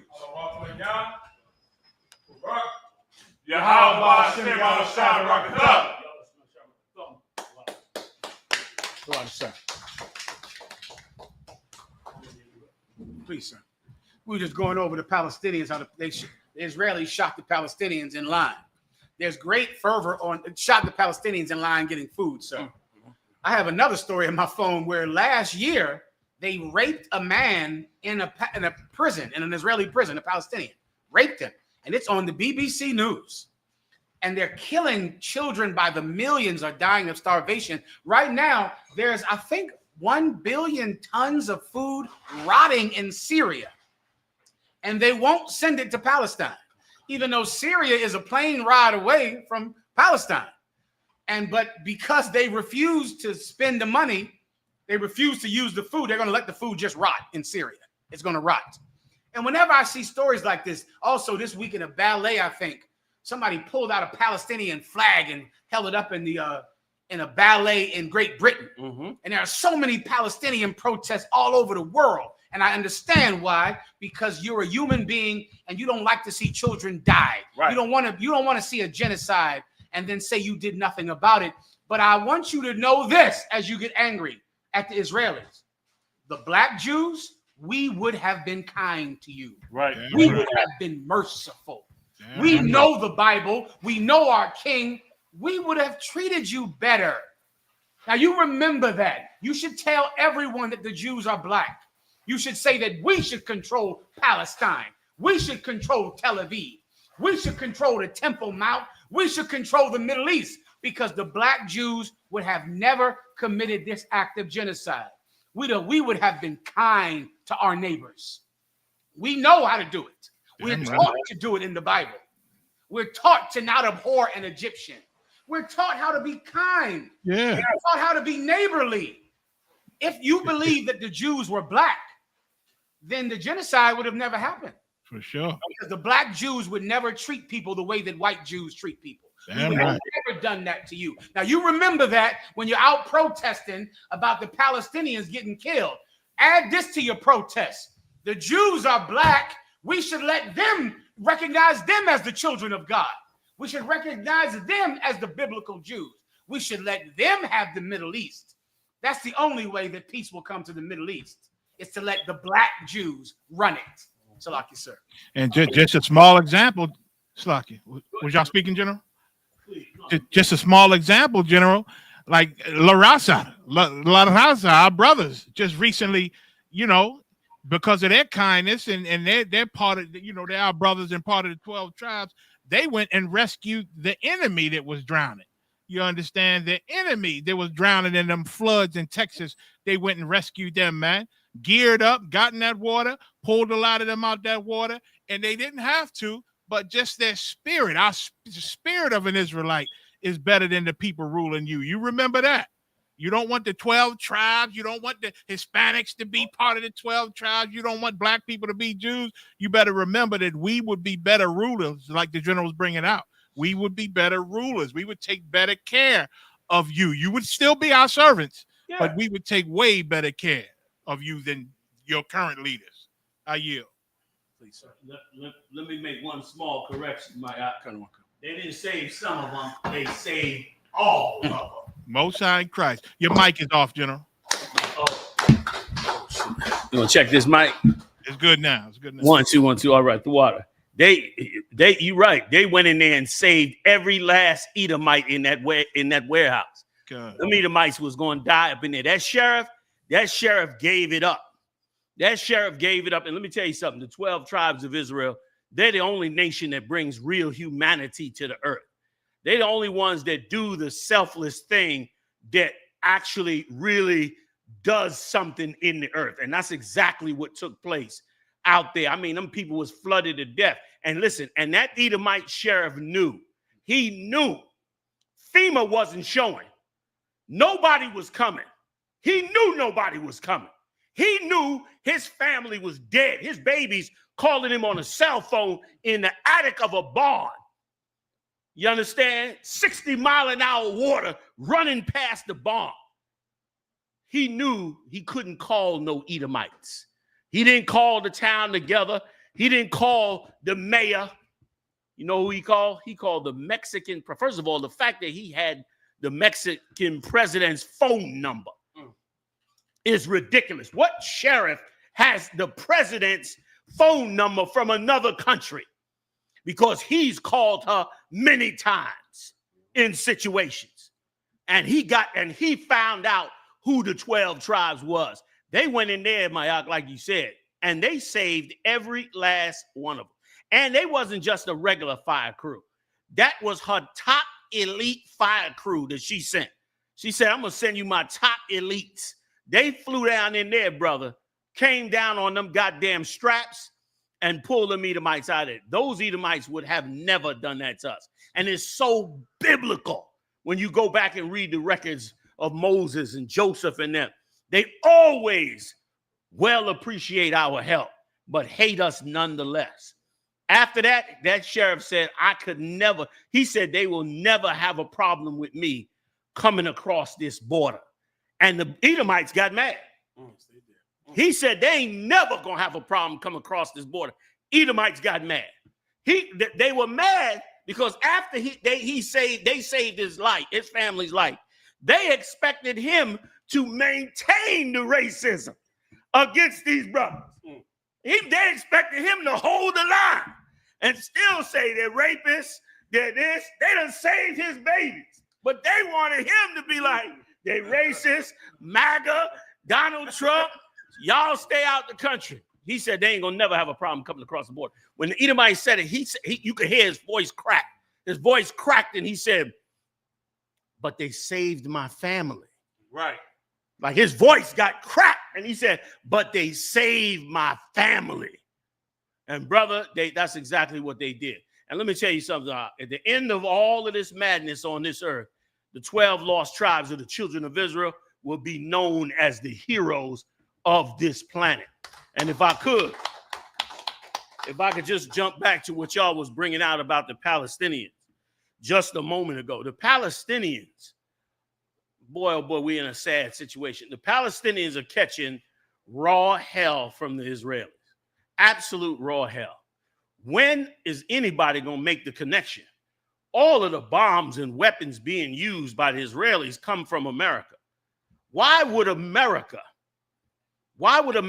allow the Israelis to kill and slaughter the Palestinians at will, to take over that land, to make all the money on that land?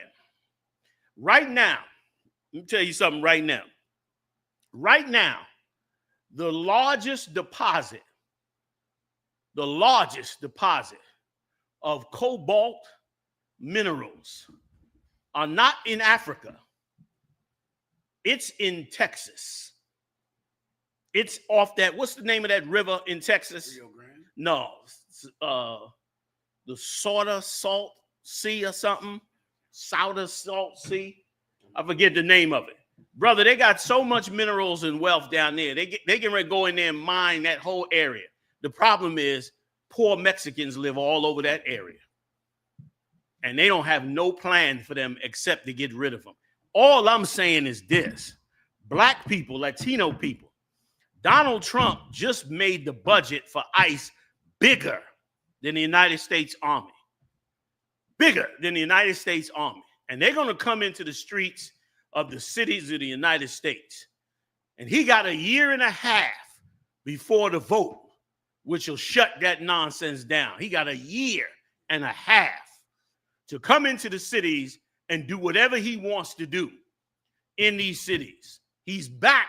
And if you come out to my lecture out in Chicago, you're going to really understand the whole ball of wax of what they're doing. But I'll just say this to you tonight, that all I'm saying is, when are we going to have some sense of alert for our safety?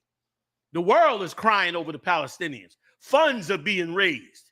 People are protesting in courthouse, like you just mentioned. All these things are happening for the Palestinians. I'm not saying that they're not getting slaughtered, they're not catching. But what I am saying is this, that after 400 and some odd years, we should know that what they are doing to the Palestinians, they will not have any qualms about doing it to us. Right. And we don't have no sense of urgency that we should be taking care of ourselves. We don't have no sense of urgency to take care of our brothers and sisters in the Latino side, or the 10 and a half tribes, or however you want to call it. There should be an urgency among us. But you know what? There is no urgency. So that's why we call on the Lord. We call those of us that are awake and wise and understand warfare and the conquering of earth and the conquering of different nations. We're aware of what to wake brothers and sisters up on. Because, brother, I understand everybody's feeling about the Palestinians, and there ain't nothing wrong with that, because it's ruthless what they doing. But boy, oh boy, will we ever get a tickle in our funny bone for our own selves, for our own safety, for our own children? Because they have patterned making us the enemy for years. For years, you've been the enemy. For years, they've been apartheid has already gone on in America for the last 100 plus years. Prior to that, slavery. They have always hated you. They have always, and if I could, did y'all get the study that I talked about? Was you able to find it, Yediah? You want me? I'm gonna give you this study because I want you to play this next.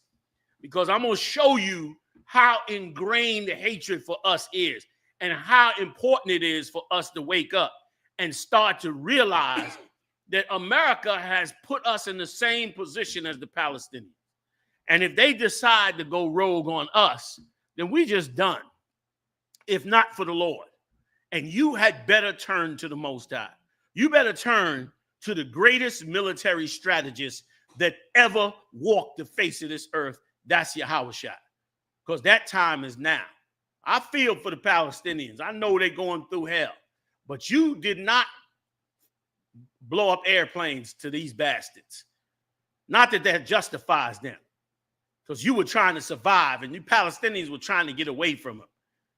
And did things that pissed him off, and now that was justification for him to just genocide them as a people. The problem is, he won't need no justification to genocide you. You walk down the streets and the police genocide you. You walk in the supermarket and white women genocide you. You get genocided for nothing, for no confrontation, nothing. When will we come together? When will we find our identity? What would it take? And I fear what it would take, because it's going to happen. The Lord wants it to happen. But what would it take? You had better wake up, those you out there, and many of you know. Many, many, many of you know that what is being prepared against us. If not for the Most High, man, I'd dye my skin and become a white man. It's a lot. If not for the Lord, because I would know that you have no hope. I would have known you have no hope. You only got a shot because the Lord will give you the insight to get around it. Now, let me get this for you. You die. I'm going to send this one to you, okay? Y'all bear with me 1 second, if y'all don't mind. Yes, sir. Because I got to let you die. Get this to Marah so Marah can bring this out. This video right here. Hold on. Let me get it to you, you die. Okay. You die. I think I did. No. Bear with me, y'all. Okay. You die. Is that it? Hold on. Click that, you die, and see if they're doing the study in that one. No?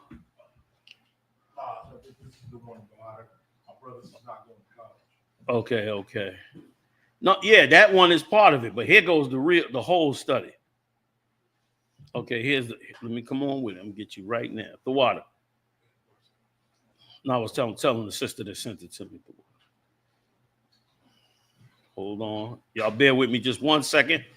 I'm getting it to your diet right now. He gonna get it to Marah. Both of those you can get to Marah. Marah, play. You got to play this. I'm gonna show you how ingrained this came. You heard of this study? I know you did. Yeah, this study came out way back. YouTube. But it came up recently, of course, because the question of whether or not we being held back or not is relevant. Here's the difference with us and the Palestinians. They kill the Palestinians believing the Palestinians are terrorists and not freedom fighters. They're going to kill you because they just tired of you telling them how evil they are. That's why they'll kill you. They won't kill you because you did nothing. But just telling them about what they did is enough for them to want to kill you. That's why they want to get rid of the 1619 project. They want to get rid of it. They tied, what do they call it now? What is it? Fatigue. Black fatigue or black fatigue. Black fatigue means I'm tired of you Negroes existing. I'm tired of hiding how much I hate you. I'm tired of you overthrowing our society. I'm tired of you ruling all these cities, which we're not ruling. You in the cities, you the most loudest voice in the cities, and you the most poorest in all these cities. You Negroes don't own none of these skyscrapers in none of these major cities, and you damn sure don't know whole very many of the corporations that operate in there. Yet you get the charge. They steal and rob the city. You get charged for it. Your poverty makes you automatically guilty in this place. And you refuse to give up your slave master for a chance at helping yourself. You refuse to do it. You're going to go down. I heard just this week, who was it? Who was it this week that came out and said black people need to learn how to obey the police again? Some total asshole. If somebody knows who it is, please send it to me. He came out this week again. Some comedian or something or some actor got up on stage and said, black people, oh, he was a preacher. I should have known. Salah. He was a preacher. You may not be able to find him. He came out this week. Black people need to obey the police, obey everything they say. Black people need to learn how to teach their children how to obey the police. You're so dumb. You people in the church, you're so dumb. How are you going to teach a person how to curb themselves from the racism in somebody that's ruled over you? How are you going to do that? How are you going to do? How are you going to act that makes the man who's killed you for 400 years makes him different? I'll tell you how you can. Follow me. This is what you do. Smile. Be the monkey that he wants you to be. That's how you do it. And you refuse to wake up. And now's the time. Now is the time. It's almost over. Go ahead, Op. Khan. This pastor named Philip Anthony Mitchell. Send that to Marah. Marah, give me the study. Y'all mind? I'm going to run a little bit. Let me run with this study. I'll get the pastor and I'll get up off it. Maya, you all right with it? Yes, sir. Kind of the one kind. Real quick. You got the other two? Let's ride. Let's see that video. If you don't mind, the one where they did the study. His is good too. Now, just so everybody, just let me pepper it for everyone. Everybody, this brother, I don't know who this cat is, but he's trying to get everybody to realize the reason is that black men are not finishing high school and going to college. But the study he's bringing out, what he doesn't know is this study has been destroying us for hundreds of years. And escaping these people is how we really get rid of that. There's only two things happening. Either you got strong parents that you go to college and you become strong enough to not be brainwashed, or you don't have strong parents and you go to college and you get brainwashed while trying to get your degree. That's all you get. But if we as a nation wake up and get away from these people, we will learn how to be great without their approval. Go on and play it, y'all.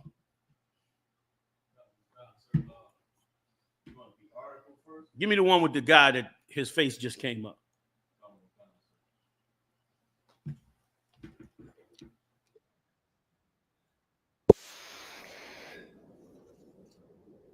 Look at these four kids. These preschool teachers watched a video of them playing for a 2016 study. The study asked them to press the enter key every time they saw a behavior that could become a potential challenge. But the thing about the study is it's kind of deceptive. There's actually no misbehavior in the video. The kids are actors, and the researchers were using eye tracking software because what they really wanted to know was when teachers expect misbehavior, who are they watching? The study found that both white and black teachers spent more time gazing at black boys than other children. Black boys make up less than a quarter of the nation's preschoolers, but more than 40% of preschool suspensions. The study's lead researcher told the Washington Post that implicit biases don't begin with black men and police. They begin with black preschoolers and their teachers, if not earlier. Pause that, I'm gonna have you run it back. Did you hear what she just said? That study showed them that black racism does not start with the cops, does not start when you're an adult, but starts with the racism against preschoolers. Listen, and racism that is so ingrained in us, it ain't just the white teachers. Every teacher hates a nigga. I mean, that's just fact. Am I talking hyperbole? This is a fact. Every teacher in America hates a nigga and suspects him as being a criminal before it even begins. Is there more? It went back to him. So they did the study with eye tracking software. And these teachers, black and white, and later on, this is a short version.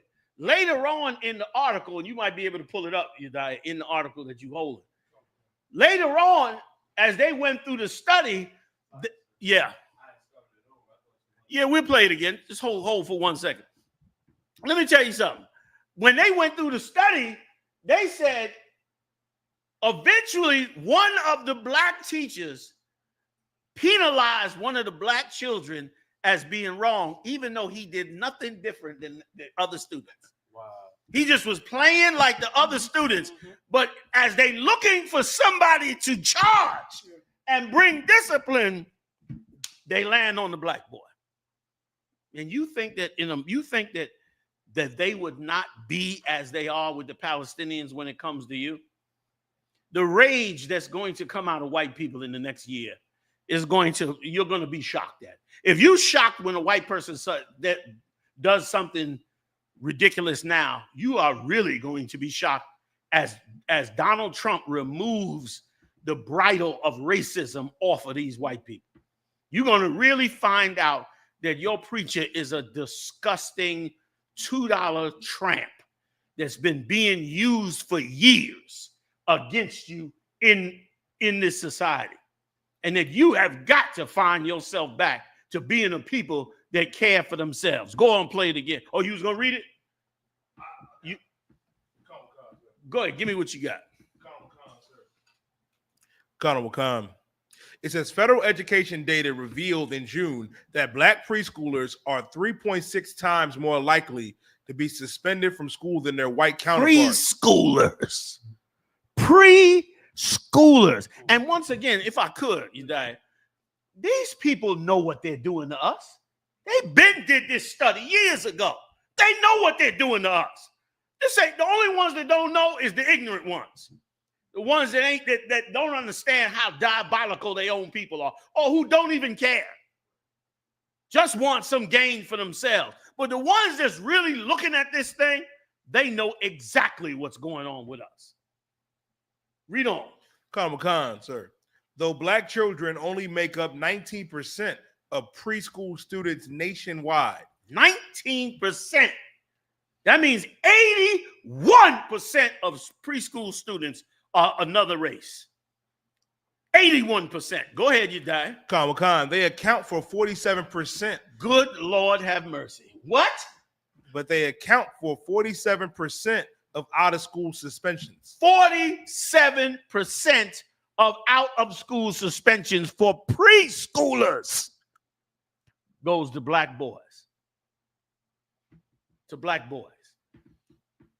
Meanwhile, the software tracking program showed that it has nothing to do with them boys. Racism is in the DNA of this place. And anybody that can't see the real truth, you know how wonderful it is to find your identity if you are black in America, man? If you found out we were the turtle people, I would applaud you. If you said we figured it out, we're the turtle people, you'd be better off than you are in America thinking you're an African American.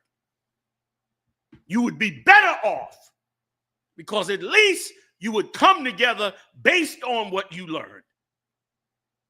Having your identity is everything because these people will decimate you. Read on, you die real quick. Ain't gonna hold us too long. Khan, sir. Gilliam said that it indicts that white teachers have lower behavioral expectations of black students, while black teachers hold black children to a higher standard than white children. Now, that's evil. Let me break it down. Read what you just read again. Khan, sir. Gilliam says that this indicts white teachers have a lower behavioral expectations of black students. I'm gonna hit you with something. So do black teachers. Our poor sisters and brothers think the exact same way. We don't have no higher standard. The black teachers ain't sitting in class saying to themselves, little Jimmy, you got to be better than the white students because you know it's harder for you out there. That's on what's the name of him? Clark, who had the school with the bat. Oh, Joe Clark. Joe Clark, Lean on Me. That's in Lean on Me. That's not the real world. Black teachers, male and female, look at black students like they just ain't gonna make it. And look at them like they just the same way them white teachers look at them, like ready to punish them right on out the system. Now, if this is happening to preschoolers, little, adorable, wonderful, laughing, joking, cuddly preschoolers who nobody should ever have to be upset and angry. If you could sit there and a software program can detect that you are going to criminalize preschoolers unfairly because they're black, you telling me you're going to fix racism in America? You are smoking crack or something else, whatever they got out today. I don't know. So many new drugs out there. No. Like, it's a joke.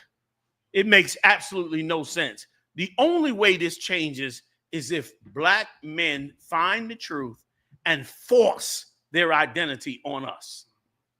If we force our identity on us, is the only way we will find the self-esteem to push those that hate us away and to raise us up as a people.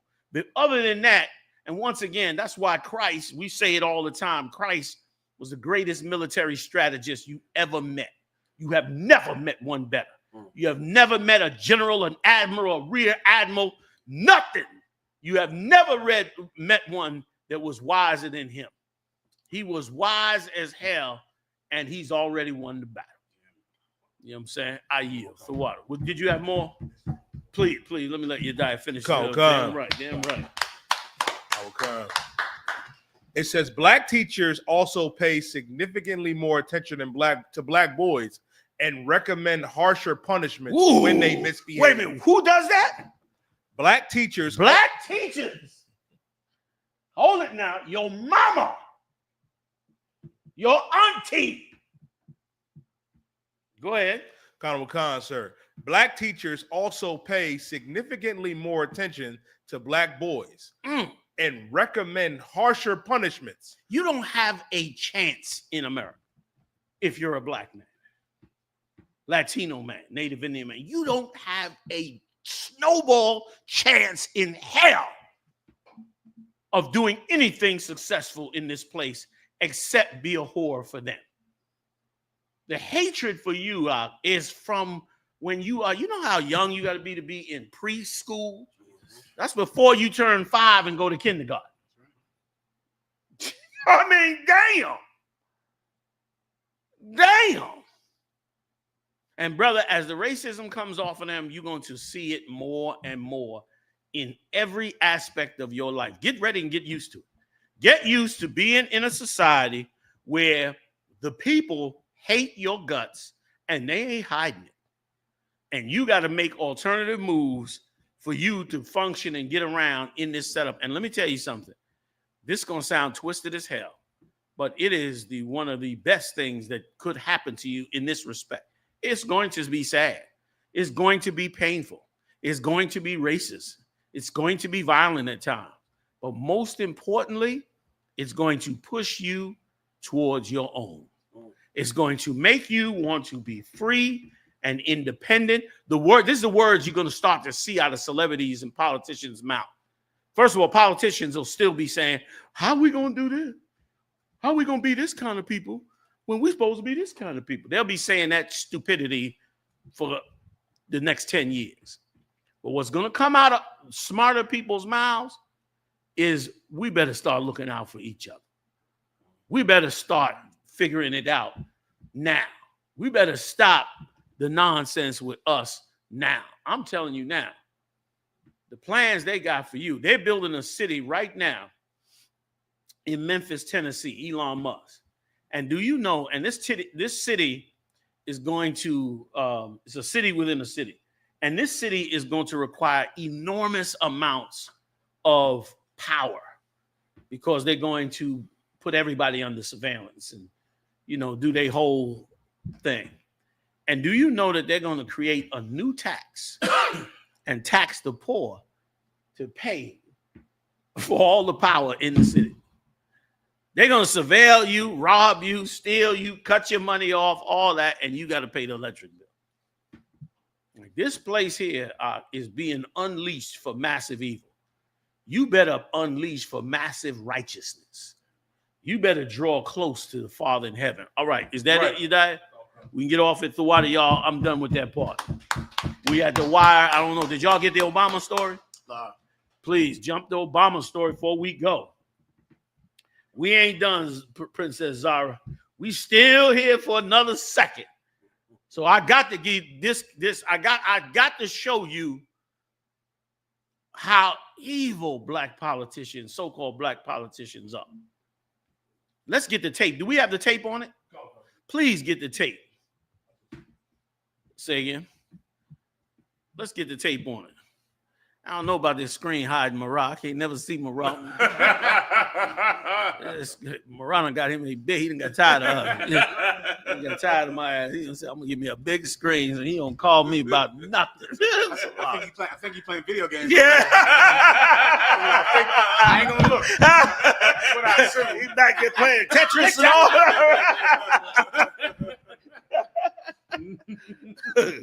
Come on. Let's drop this in there. Okay. The West Philly for Life said the U.S. Airman story. Everybody know about that? You do? All right, let's squeeze these two in. All right, since West Philly for Life asked us to do it in 1992. That's one of the things that I think a lot of times boys need is not just exposure to one guy. Mm-hmm. One dad. One dad. No matter how good the dad is. He can't be everything. He can't be everything. Listen, and that boy may need some. I'm so sick of this ham, Mike. So one dad can't be everything?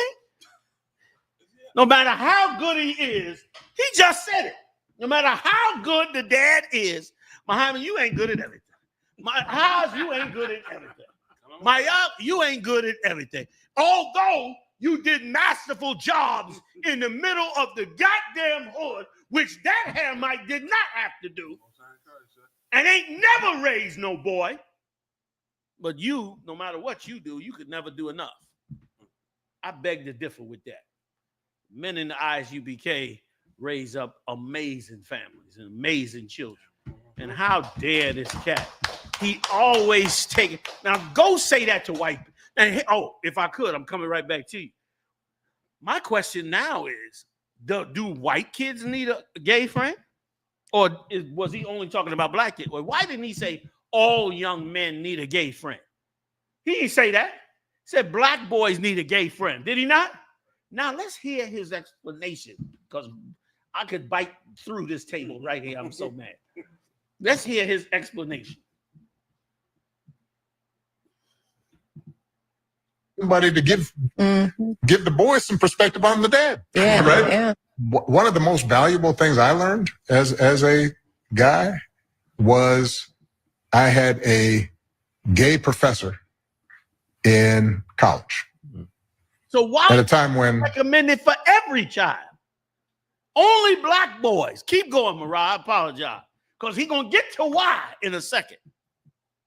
openly gay folks still weren't out of line, who became one of my favorite professors and was a great guy and would call me out when I started saying stuff that was ignorant. You need that to show empathy and kindness. And by the way, you need that person in your friend group so that if you then have a boy who's gay or non-binary or what have you, they have somebody that they can go, okay, I'm not alone in this. Right? So I'm gonna let the experts in now, because these the experts here on being a dad. But I just got to throw 1 2-cent piece in on this shit here right here. Why the hell do our boys, they don't have enough empathy, but every other nation does? Like he said, what did he say? For kindness and empathy. So our black boys don't have no kindness and no empathy?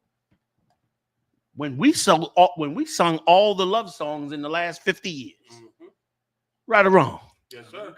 When we have more babies than anybody else in America per capita. We ain't got no kindness and we got to have a homosexual teach us kindness. That cat is an abomination, man. And let me tell you something. This tape I see right now give me more vindication back in 2008 when we rared against Black America on the street corners of Washington, D.C. and told them how this man was an abomination before the Lord and that you are not to put no heathen over the Lord's chosen people. Now, and listen, if I could, last point, I'm gonna let y'all in. Yes, sir. And what burns in my craw is that we in the era of Trump, where he rolling out ICE agents, trying to remove birthright citizenship, doing rendition, kidnapping people off the street. And this piece of shit is saying that black men need a gay friend. So we need to be more empathetic, even though the cops is busting our head open. Even though the cops is locking us up tooth and nail, we need more empathy. For what? For some black homosexual that you molested or raped in prison so that they could be more comfortable in society after your abuse? Barack Obama's a goddamn abomination. And to bring that up now in our struggle is of the utmost disrespect. Him and Michelle Obama, like they whole gay agenda, it seems to be the most important thing over everything else. I yield. Salakia. You want to say anything? No, sir. General Mayer? General. If I could back you up on one point you made, sir, earlier, No time, Chris. about that video that you showed about the black boys being over policed. These two stories are the same. Because first of all, he's saying that black boys need another man besides their father. He would never say you need more than one mother. Yes. He, of course, would never say that about a mother. The reason he's saying boys need more than a father is because this is his way of fixing how threatening we are. Teachers are afraid of us in preschool. And people like Barack Obama, their whole mission in life is to make white people not afraid of us. Yes. Be like, so we can become this thing that is not threatening, that white people will accept. We'll become all like a bunch of Jackie Robinsons. You know, all of us will be more acceptable. And his solution is we need a gay person in our life, a gay teacher. This gay person will teach us empathy and kindness. Then they won't feel so threatened by us in preschool. Then we won't be so threatening. But here's why this is so disingenuous, sir. Sir, we've always had gay teachers. Yes. That's all we have. We ain't got no father. Like you gotta have a gay. He campaigning for a gay friend, and you ain't got no father. I'm sorry for cutting you off. Forgive me, Israel. I know Israel. The chat room gonna be mad at me. You're telling the truth. But I salute you. He's saying we all need a gay teacher. Yes. All of your Catholic priests were gay. Yes. All of them. Yes. Did you go to Catholic school? Yeah. Every Catholic priest in there was gay. Yeah. Did you have a gym teacher that might have been a woman? Yeah. Guess what? She was a lesbian. Have you ever been to church? You heard that place before, right? Every preacher, every deacon, every choir director is gay. Do you happen to have a gay cousin in your family? Huh? You got any sissies come to the barbecue? Lesbian she got a new girlfriend. Black people are inundated with interactions and relationships with gay people. Yes. Listen, how about this? Do you want to play football? Go ahead and try. Go ahead and try. They tried at Penn State, huh? Right. They tried. Every boy that went to Penn State had a gay football coach. Yep. His name was Jerry Sandusky. Yes, and he was extremely gay. He's in jail. That's in prison right now. That's how gay he was. Gayness took him straight to the pen. Took him to the prison. Mike Tyson was molested by his boxing coach. Do you need a boxing coach? Have you ever heard of a thing Mayak called the Boy Scouts, sir? Does that jog anyone's memory? Sure. You need more gay people around us. Nigga, you was a Boy Scout, and if you was a Catholic Boy Scout that played football, you only know gay people. That's it. That's all you know. Right. And guess what? It still didn't make white people like us. Right. Our interactions with gay people, with the gay pastor at our church, the gay choir director, the gay football coach, the gay boxing coach, the Boy Scout troop leader, none of that made white people say, I'll stop staring at him in first grade. Yes. It doesn't change anything. Barack Obama just doesn't understand white people. He doesn't know that. He thinks if we were around softer men, we would be soft. And then white people would look at us like we're not threatening. He doesn't know them. He doesn't understand them. Salakia, sir. You give it up. Okay. Whew. I'm gonna chill on that. Can we just get this last story? My head don't pop off with this damn heathen. It had so much power because remember we was there in DC when they was crying, when they was bawling. When this, go ahead, Maya. Say one last we thing. we went to Chicago too. Slakia. Chicago. Is we're gonna find out one day what money are they getting from the LGBT community, because they are a single topic. They are one agenda people. Yes, they are. I mean, Palestine, Trump, still here they go with this gay nonsense. It's like the only thing they care about. One day we're going to pick up a story to say that they made their entire fortune from some gay billionaire. Why are they so focused on this topic perpetually, all the time, no matter what? It's as, listen, you're right. It's as though the government wants them to consistently try to turn our sons gay, which, by the way, they're doing an amazing job with it. because our sons is turning out gay all over the place. So they doing a great job with whatever nonsense and money is behind it, but none of that is being pressed upon white people, especially now since Trump done got it. The white boys are being more masculine now because Trump is in office and they all feeling tough. And meanwhile, this cat is pushing this nonsense on us. And like you said, it don't never stop. And which is why we got to have our own agenda. Our agenda has to be our decision. We ain't never, black people ain't never accepted the gay community in the black community. And these two fools are sitting up at that desk frustrated that the black community won't accept the gay community. Right. Like they having a round table discussion with the two of them about how more gay men need to be with their kids so that we can get more of this gayness in the black community. The black community does not want it, okay? They don't want abortion. They don't want homosexuality lifestyles. They don't want none of that. You understand? They want families. Listen, black women love black men, okay? They love black men. They don't want their men to be gay. No. They love black men. A Negro come out the ghetto with one foot and one eye. And some sister is going to take care of him and put him back together and going to love him and fight him and give him that tail like never before. Okay?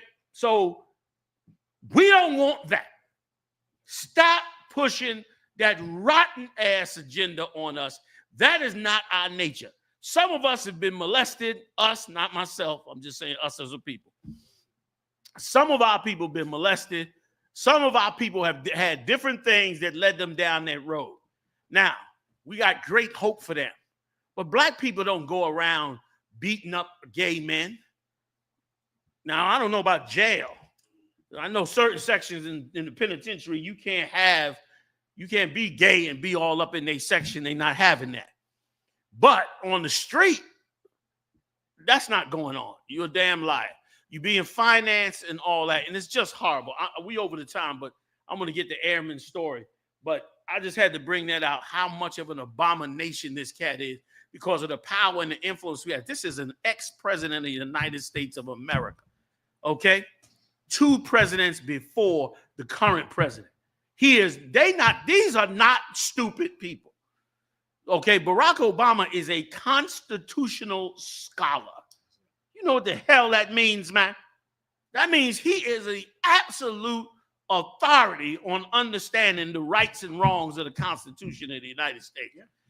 This cat knows the Constitution better than most experts, not laymen, experts. And you mean to tell me this cat don't have no opinion on what's going on in America right now to Latinos and blacks, but he got so much opinion about us getting a black boy, even if their father is the best he could be.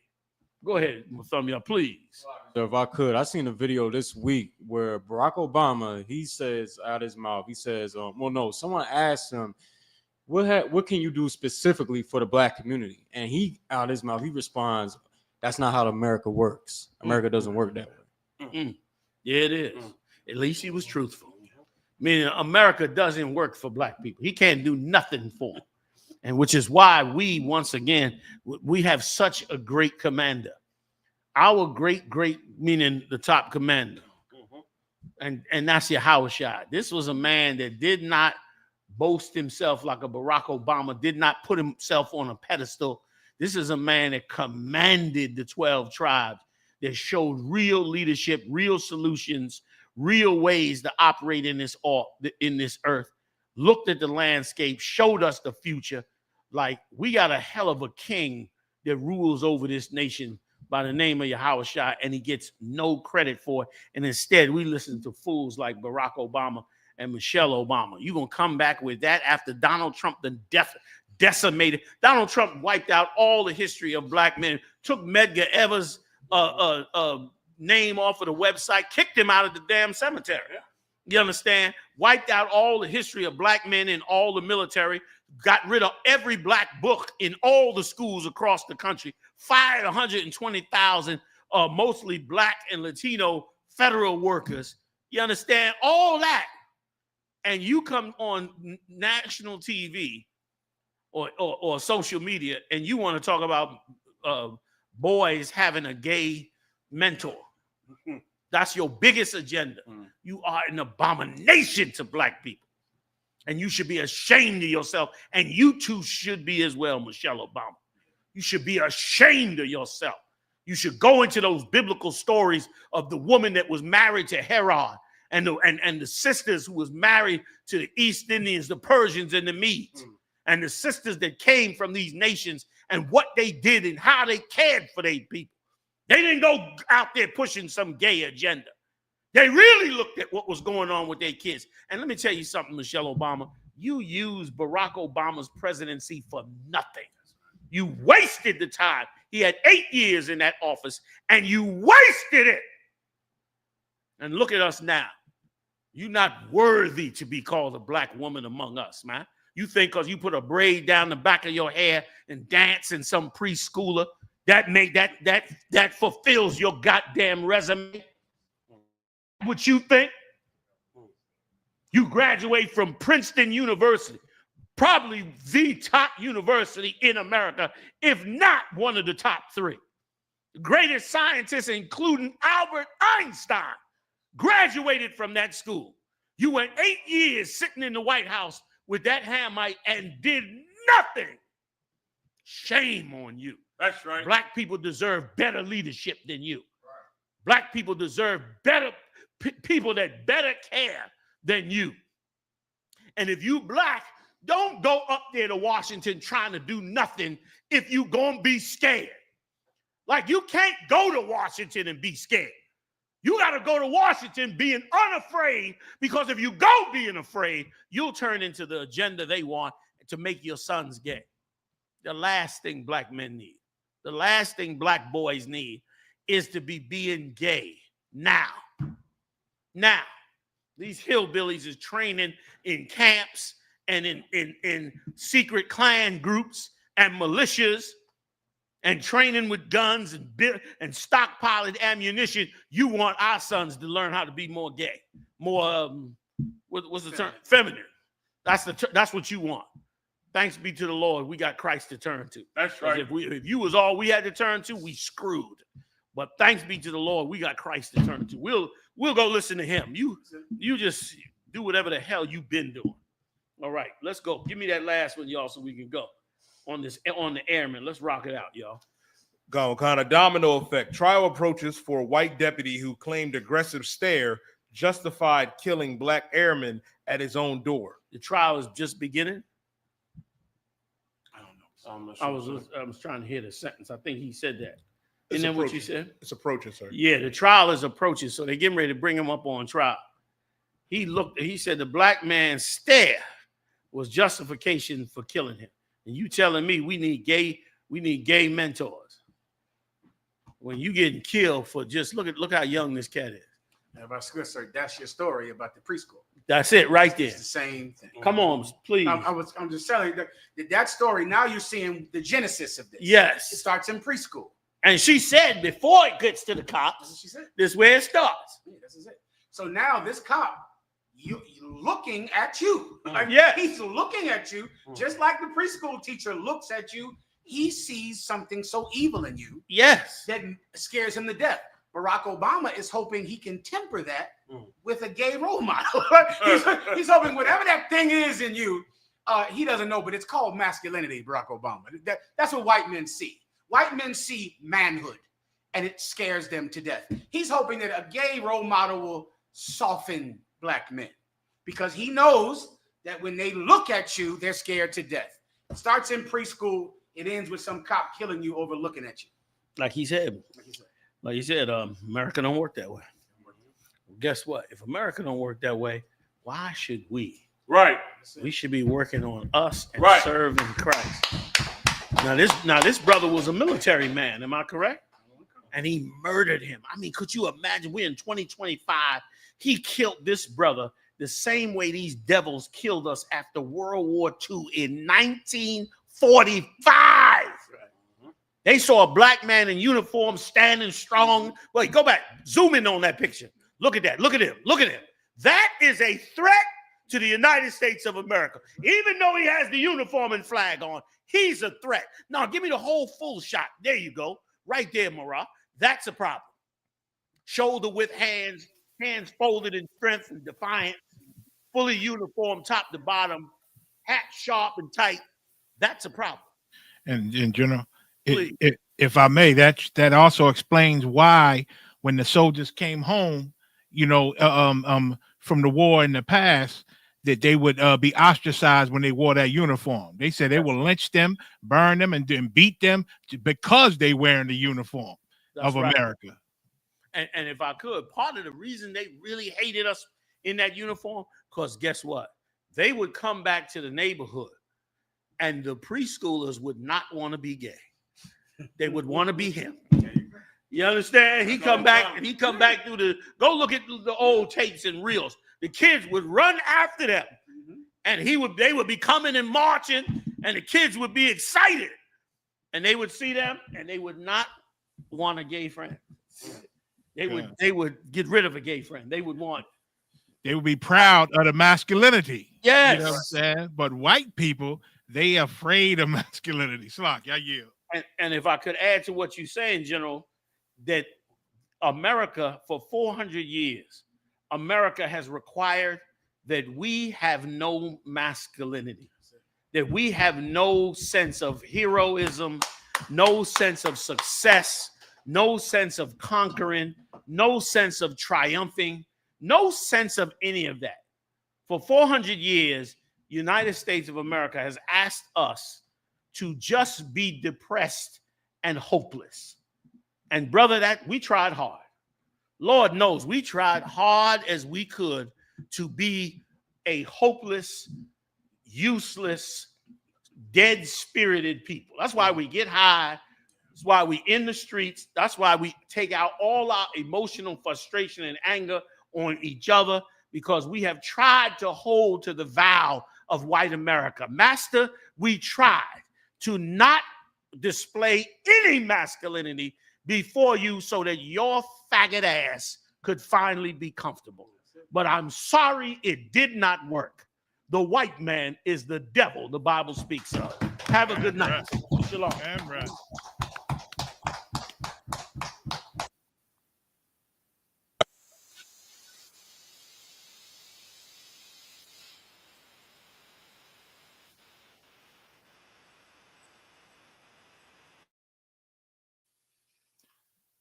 No sound on the show. No sound. So the whole family can come out and enjoy. Every donation helps us make this day even. I.S.U.P.K. presents the 8th annual Midwest Fire Weekend 2025. A day of brotherhood, sisterhood, food, fun, and unity.